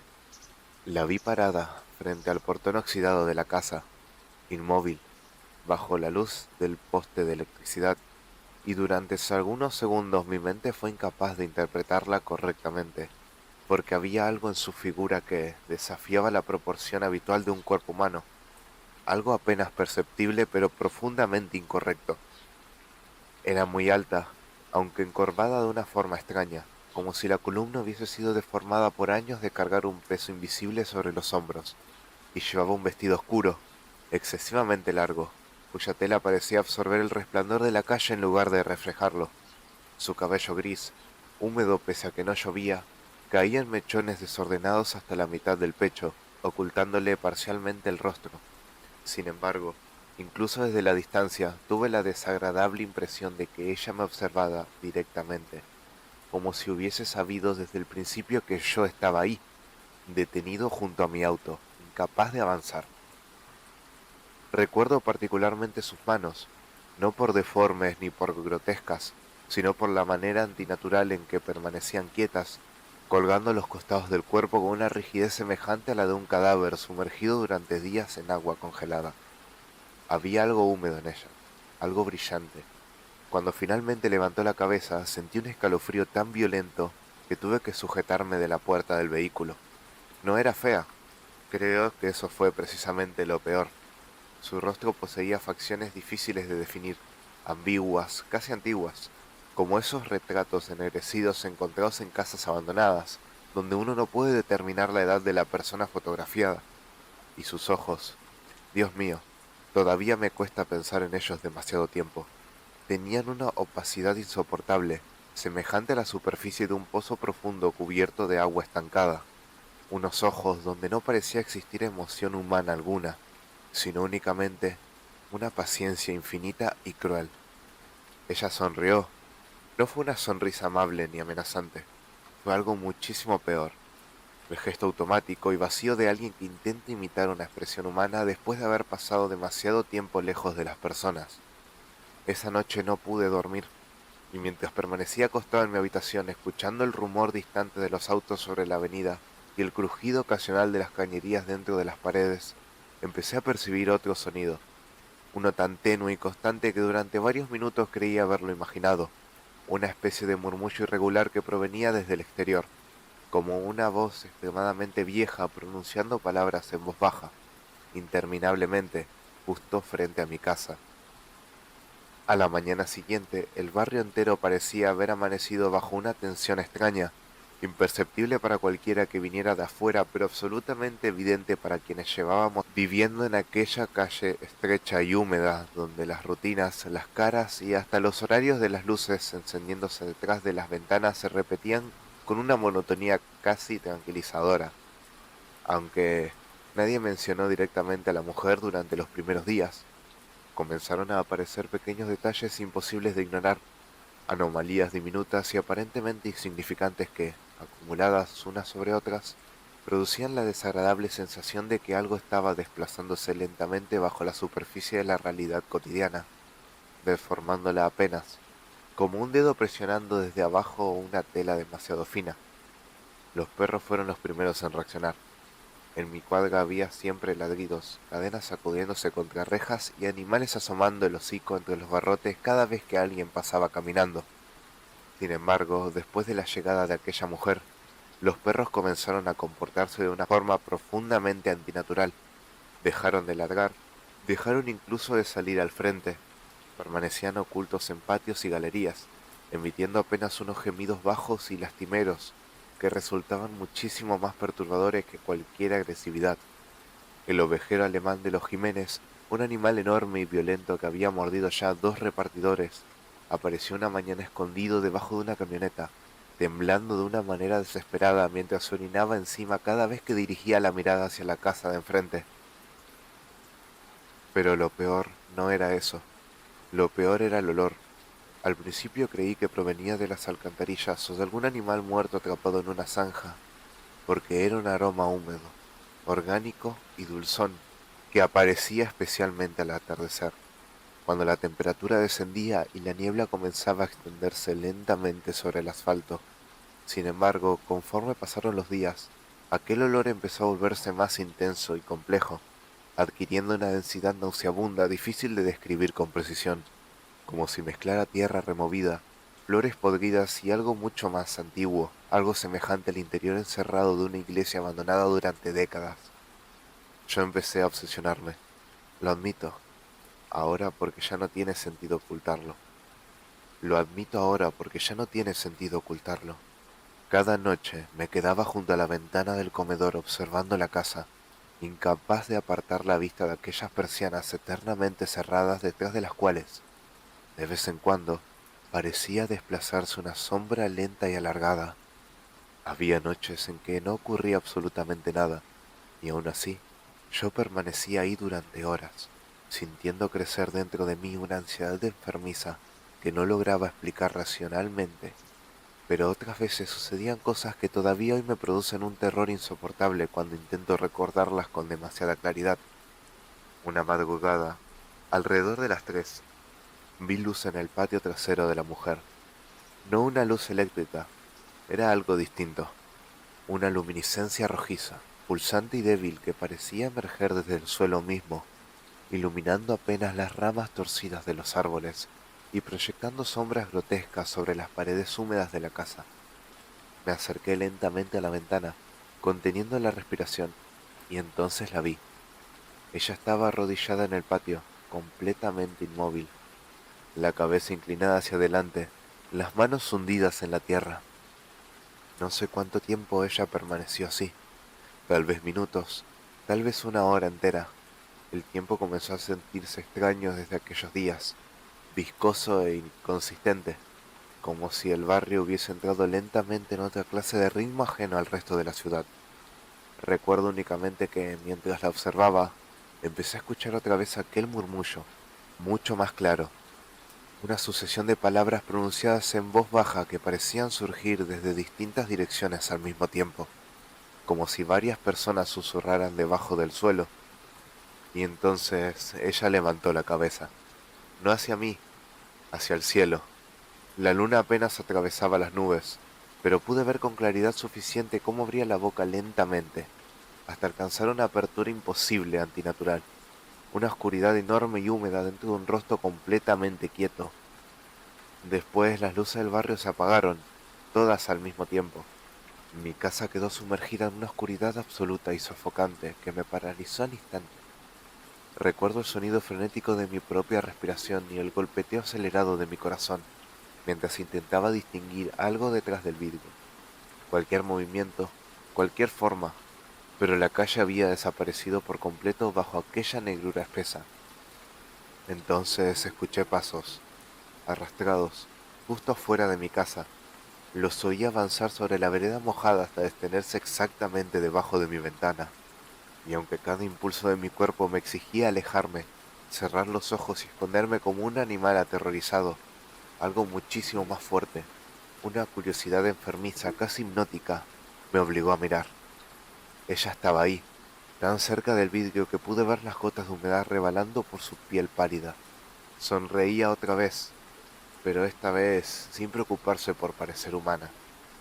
Durante las semanas siguientes dejé de distinguir con claridad dónde terminaba mi miedo y dónde comenzaba aquella obsesión corrosiva que lentamente fue devorando cada aspecto de mi rutina, porque ya no pensaba en otra cosa que no fuese la mujer de enfrente y las modificaciones inexplicables que su presencia parecía producir sobre el barrio entero. Alteraciones sutiles pero constantes que iban acumulándose dentro de mi cabeza como una humedad negra, imposible de limpiar. Cuanto más intentaba convencerme de que todo podía explicarse racionalmente, el insomnio, los murmullos nocturnos, las sombras detrás de la ventana, más evidente se volvía la insoportable realidad de que algo profundamente incorrecto estaba ocurriendo alrededor de esa casa. La gente comenzó a marcharse, no de manera inmediata ni dramática, sino lentamente, bajo excusas absurdas y poco convincentes que nadie terminaba de creer del todo. Los Acosta dijeron que un familiar les había ofrecido vivir en Córdoba. La anciana del chalet amarillo, que llevaba 40 años en la misma casa, vendió todas sus cosas en menos de una semana y desapareció sin despedirse de nadie. Incluso el almacenero de la esquina, un hombre brutalmente escéptico que se burlaba de cualquier superstición del barrio, dejó de abrir después de las 6 de la tarde y empezó a evitar mirar hacia mi cuadra cuando yo mencionaba a la mujer. Pero hubo alguien que sí habló, don Ricardo. Vivía 3 casas más abajo y era uno de esos hombres envejecidos por el alcohol y la soledad, permanentemente hundidos en una penumbra doméstica hecha de radios encendidas, ceniceros rebalsados y fotografías amarillentas. Un tipo desagradable, sí, pero también alguien que conocía el barrio desde antes de que pavimentaran las calles. Una tarde lo encontré sentado en la vereda, fumando con las manos temblorosas mientras observaba fijamente la casa de enfrente. Nunca olvidaré la expresión de su rostro. No era miedo exactamente, era reconocimiento, como si hubiese esperado toda su vida volver a ver algo que había intentado olvidar. Me hizo sentar a su lado sin siquiera mirarme, y durante varios minutos permanecimos en silencio, escuchando apenas el zumbido distante de los cables eléctricos balanceándose con el viento. Después, con una voz reseca y casi avergonzada, me preguntó si yo también escuchaba los ruidos durante la madrugada. No respondí, no hizo falta. Entonces empezó a contarme algo que todavía hoy me resulta difícil de recordar, sin sentir que el aire se vuelva más frío a mi alrededor. Según él, aquella casa había pertenecido décadas atrás a una mujer que practicaba cosas extrañas, digamos, rituales absurdos que los vecinos de entonces atribuían a supersticiones campesinas, traídas desde el norte del país. Pero las historias comenzaron a cambiar cuando empezaron a desaparecer animales.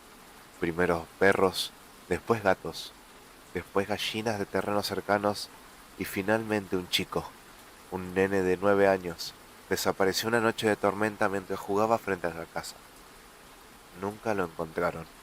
Don Ricardo me habló de policías entrando al lugar y saliendo horas después con rostros desencajados, de sacerdotes que se negaron a bendecir el terreno, de un incendio ocurrido en el patio trasero, cuyas llamas, según juraban algunos vecinos antiguos, tenían un color oscuro, rojizo y enfermizo, impropio del fuego normal.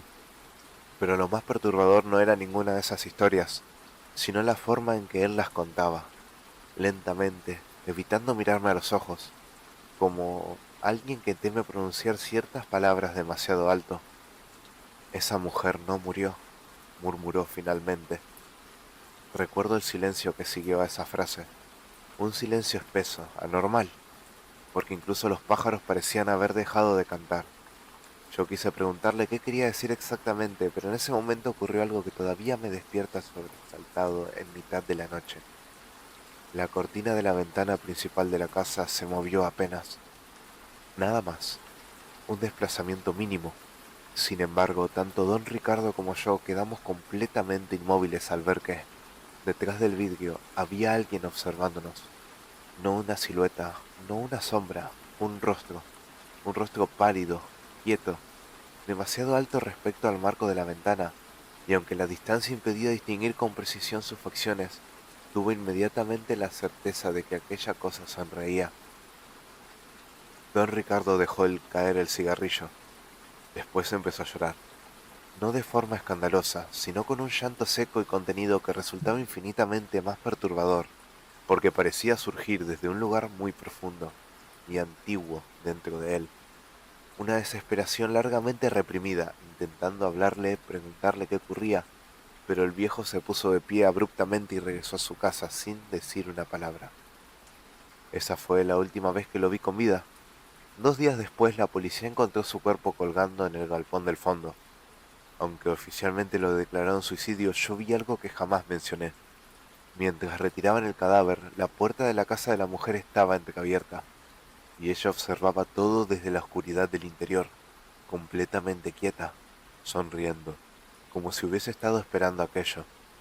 Después de la muerte de don Ricardo, el barrio terminó de pudrirse definitivamente, aunque no de una manera visible o inmediata, sino mediante una degradación lenta y silenciosa que comenzó a filtrarse en cada rincón de la cuadra como una humedad invisible, alterando el comportamiento de las personas, deformando los sonidos habituales de la noche y cubriendo las casas con una sensación constante de abandono prematuro, como si todos nosotros hubiésemos envejecido de golpe bajo la influencia de algo maligno que respiraba desde el interior de aquella vivienda. Yo apenas dormía. Había comenzado a experimentar lapsos extraños de confusión en los que perdía la noción del tiempo durante minutos enteros, descubriéndome inmóvil frente a la ventana del comedor mientras observaba la casa sin recordar cuánto llevaba ahí parado. A veces amanecía sentado en una silla, todavía vestido, con los músculos endurecidos por el frío y la mirada fija en las persianas cerradas del otro lado de la calle. Otras veces despertaba sobreexaltado, en mitad de la madrugada, convencido de haber escuchado mi nombre pronunciado desde afuera, en un susurro viscoso y tembloroso, que parecía desplazarse lentamente alrededor de mi casa antes de extinguirse bajo el ruido lejano del viento. Pero lo peor, comenzaron a ser los sueños, sueños insoportablemente vividos, húmedos y densos, que no se sentían como sueños normales, sino como recuerdos ajenos introducidos a la fuerza dentro de mi cabeza. En ellos, caminaba por el interior de la casa de la mujer, atravesando habitaciones interminables, cubiertas de tierra negra y raíces que crecían desde las paredes como venas expuestas, mientras escuchaba voces murmurando detrás de puertas cerradas. Nunca veía claramente a quién pertenecían esas voces, aunque intuía que no eran humanas.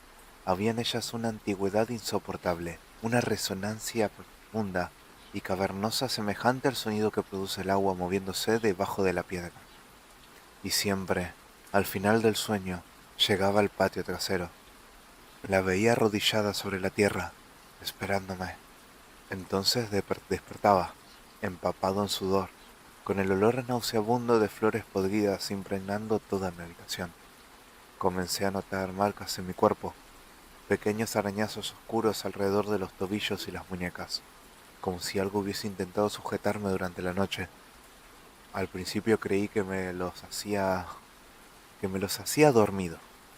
Al principio creí que me los hacía dormido, pero una mañana encontré barro debajo de mis uñas, barro húmedo, negro, con un olor idéntico al que emanaba constantemente desde la casa de enfrente. Quise convencerme de que estaba perdiendo la cabeza, de verdad que lo intenté. Incluso dejé de mirar hacia la calle durante algunos días. Cerré las cortinas, aumenté el volumen del televisor y traté de recuperar cierta normalidad dentro de mi rutina, pero la realidad ya había empezado a deformarse demasiado como para ignorarla, porque las cosas dentro de mi casa comenzaron a moverse. Primero fueron detalles mínimos, puertas entreabiertas que yo recordaba haber cerrado, objetos cambiados de lugar, charcos diminutos de agua turbia apareciendo en el piso del pasillo. Después llegaron los sonidos, pasos dentro de mi casa, como pies descalzos desplazándose sobre madera húmeda. La primera vez que lo escuché claramente fue una noche de tormenta, particularmente violenta, cuando los relámpagos iluminaban intermitentemente las habitaciones y el viento hacía vibrar los vidrios con una intensidad casi insoportable. Yo estaba sentado en el comedor intentando leer, aunque en realidad llevaba más de una hora mirando la misma página sin comprender una sola palabra, cuando escuché el crujido del parquet en el piso de arriba. Mi sangre se congeló, volví a escucharlo, un paso, después otro. Subí las escaleras sintiendo una presión terrible en el pecho, apenas iluminado por los destellos azulados de la tormenta que atravesaban las ventanas del pasillo. Recuerdo perfectamente el olor que había en el aire, humedad, tierra mojada y algo más, algo dulzón y pútrido que reconocí inmediatamente. Empujé la puerta de mi habitación y la vi, apenas una silueta alta e inmóvil reflejada en el espejo junto al armario. Durante una fracción de segundo quedé paralizado observando aquella figura, cuya cabeza torcida parecía rozar el techo, mientras permanecía completamente quieta. Pero cuando me di cuenta, no había nadie. El espejo, sin embargo, seguía mostrando algo, una sombra. Retrocedí trastabillando hasta caer al suelo, y entonces escuché la voz, muy cerca de mi oído, una voz vieja que susurró mi nombre con una familiaridad insoportable, como si me conociera desde mucho antes de que yo naciera. Después escuché una risa.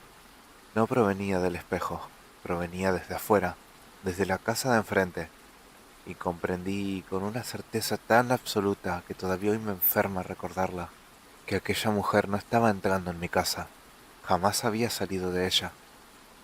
La noche en que finalmente crucé la calle hacia la casa de la mujer, el barrio entero parecía encontrarse suspendido dentro de una quietud antinatural, como si el mundo hubiese contenido la respiración aguardando algo inevitable, desde hacía muchísimo tiempo. No había perros ladrando, ni televisores encendidos detrás de la ventana, ni el rumor lejano de automóviles atravesando la avenida principal, y aquella ausencia absoluta de sonidos cotidianos producía una sensación tan insoportable que mis propios pasos sobre la vereda húmeda parecían pertenecerle a otra persona, a alguien que caminaba hacia un destino ya escrito mucho antes de que yo naciera. No recuerdo haber tomado la decisión conscientemente, simplemente ocurrió. Después de semanas enteras viviendo entre susurros, sueños podridos y reflejos imposibles en los espejos de mi casa, algo dentro de mí terminó por quebrarse lentamente, como una rama seca sometida durante demasiado tiempo a una presión constante, y mientras avanzaba hacia el portón oxidado de aquella vivienda, sentí con absoluta claridad que ya no lo hacía impulsado por el miedo, sino por otra cosa muchísimo peor, una necesidad enfermiza de comprender qué era realmente esa mujer y por qué desde el mismo instante de su llegada había comenzado a invadir mi mente como una infección. La puerta principal estaba abierta, apenas entornada, oscura, esperándome. El olor del interior era casi sólido, una mezcla insoportable de humedad, tierra removida y carne vieja que me produjo náuseas inmediatas apenas crucé el umbral. Recuerdo que el aire parecía más frío allá adentro, pero no un frío natural, sino una especie de vacío helado que absorbía lentamente el calor de mi cuerpo. Las paredes estaban cubiertas de manchas negras semejantes a moho, aunque pulsaban levemente bajo la luz temblorosa de mi linterna, como tejido orgánico respirando debajo del yeso agrietado. La casa era muchísimo más grande por dentro. No puedo explicarlo de otra manera. Los pasillos parecían extenderse más allá de los límites normales de la construcción, doblándose en ángulos extraños y desembocando en habitaciones imposibles donde el aire vibraba con aquel murmullo constante que yo llevaba semanas escuchando desde mi dormitorio. A veces creía distinguir palabras dentro de esas voces superpuestas, otras veces sonaban simplemente como respiraciones húmedas emergiendo desde debajo del piso. Y había fotografías, centenares, pegadas sobre las paredes, clavadas, apiladas, fotografías antiguas de personas del barrio tomadas desde lejos, muchas de ellas tan viejas que los rostros apenas podían distinguirse debajo de manchas oscuras y humedad acumulada. Vi vecinos muertos hacía décadas, vi niños desaparecidos, vi casas desmolidas mucho antes de que yo naciera, y después me vi a mí. Sentí que el corazón dejaba de latirme durante un instante. Había decenas de fotografías mías, durmiendo, sentado junto a mi ventana, entrando a mi casa, incluso una donde aparecía llorando durante el funeral de mi madre años atrás. Las imágenes eran antiguas. En una de ellas yo no debía tener más de 6 años. Quise huir, Dios sabe que quise hacerlo, pero en ese momento escuché algo moviéndose debajo del piso, algo arrastrándose lentamente bajo las tablas de madera. Entonces las luces de mi linterna comenzaron a parpadear, y el murmullo cesó abruptamente. El silencio que siguió fue tan profundo que pude escuchar claramente el sonido húmedo de una respiración detrás de mí. No me atreví a girar, porque ya sabía quién estaba ahí. La mujer habló antes de que pudiera moverme, y su voz no se parecía en nada a un humano. No era grave ni aguda, masculina ni femenina, sino una mezcla de tonos superpuestos, como si varias gargantas hablaran al mismo tiempo desde una profundidad enorme y subterránea. Por fin volviste, dijo. Volviste.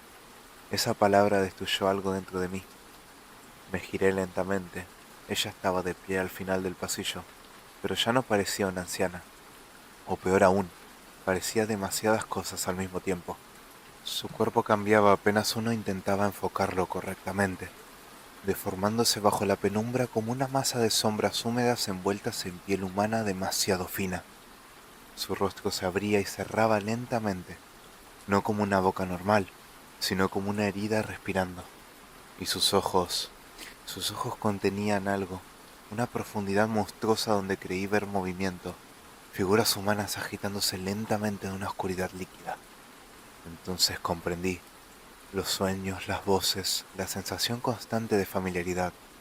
Aquella cosa me conocía porque había estado observándome desde mucho antes de mudarse frente a mi casa, porque nunca llegó realmente al barrio, siempre había estado ahí, esperando. La mujer comenzó a acercarse arrastrando los pies desnudos sobre el suelo húmedo, mientras las paredes alrededor parecían palpitar cada vez con más fuerza. Escuché crujidos provenientes del interior de la casa, como raíces gigantescas moviéndose detrás del yeso, y de pronto las fotografías comenzaron a despegarse lentamente en las paredes, para caer al piso una por una. Todas mostraban lo mismo, mi casa, mi ventana, mi rostro, como si durante toda mi vida hubiese existido alguien mirando desde el otro lado. Retrocedí desesperadamente hasta tropezar con una puerta entreabierta detrás de mí, y entonces vi el sótano. No era un sótano normal, era un pozo, mucho más profundo de lo que la estructura de la casa debería permitir.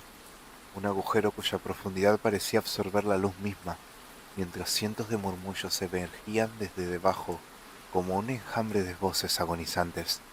Y allí, descendiendo hacia aquella profundidad interminable, había escalones cubiertos de barro húmedo, escalones marcados por huellas, miles de ellas, como si innumerables personas hubiesen bajado antes que yo y jamás hubieran regresado. La mujer volvió a sonreír, pero esta vez entendí algo muchísimo peor que el miedo. Entendí que ella no cazaba personas, las llamaba, las esperaba pacientemente durante años hasta que el deterioro, la obsesión y los sueños abrían lentamente una grieta dentro de sus cabezas. Y una vez que escuchaban las voces, ya pertenecían a ese lugar. No recuerdo haber gritado, no recuerdo haber corrido. Lo último que recuerdo con claridad es haber visto movimiento dentro del pozo, muy abajo, donde algo gigantesco parecía respirar lentamente en la oscuridad, mientras innumerables rostros se abrían paso apenas un instante entre aquella masa negra y palpitante. Después desperté en mi cama. La policía estaba en mi casa. Me dijeron que los vecinos habían encontrado la vivienda de enfrente completamente vacía tras escuchar mis gritos durante la madrugada. Revisaron cada habitación.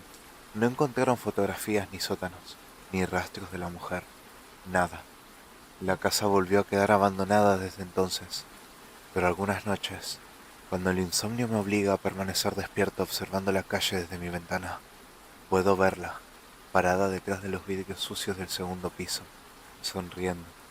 Y lo peor de todo es que cada vez me cuesta más recordar si alguna vez existió realmente una casa frente a la mía, o si fui yo quien se mudó al lado de ella.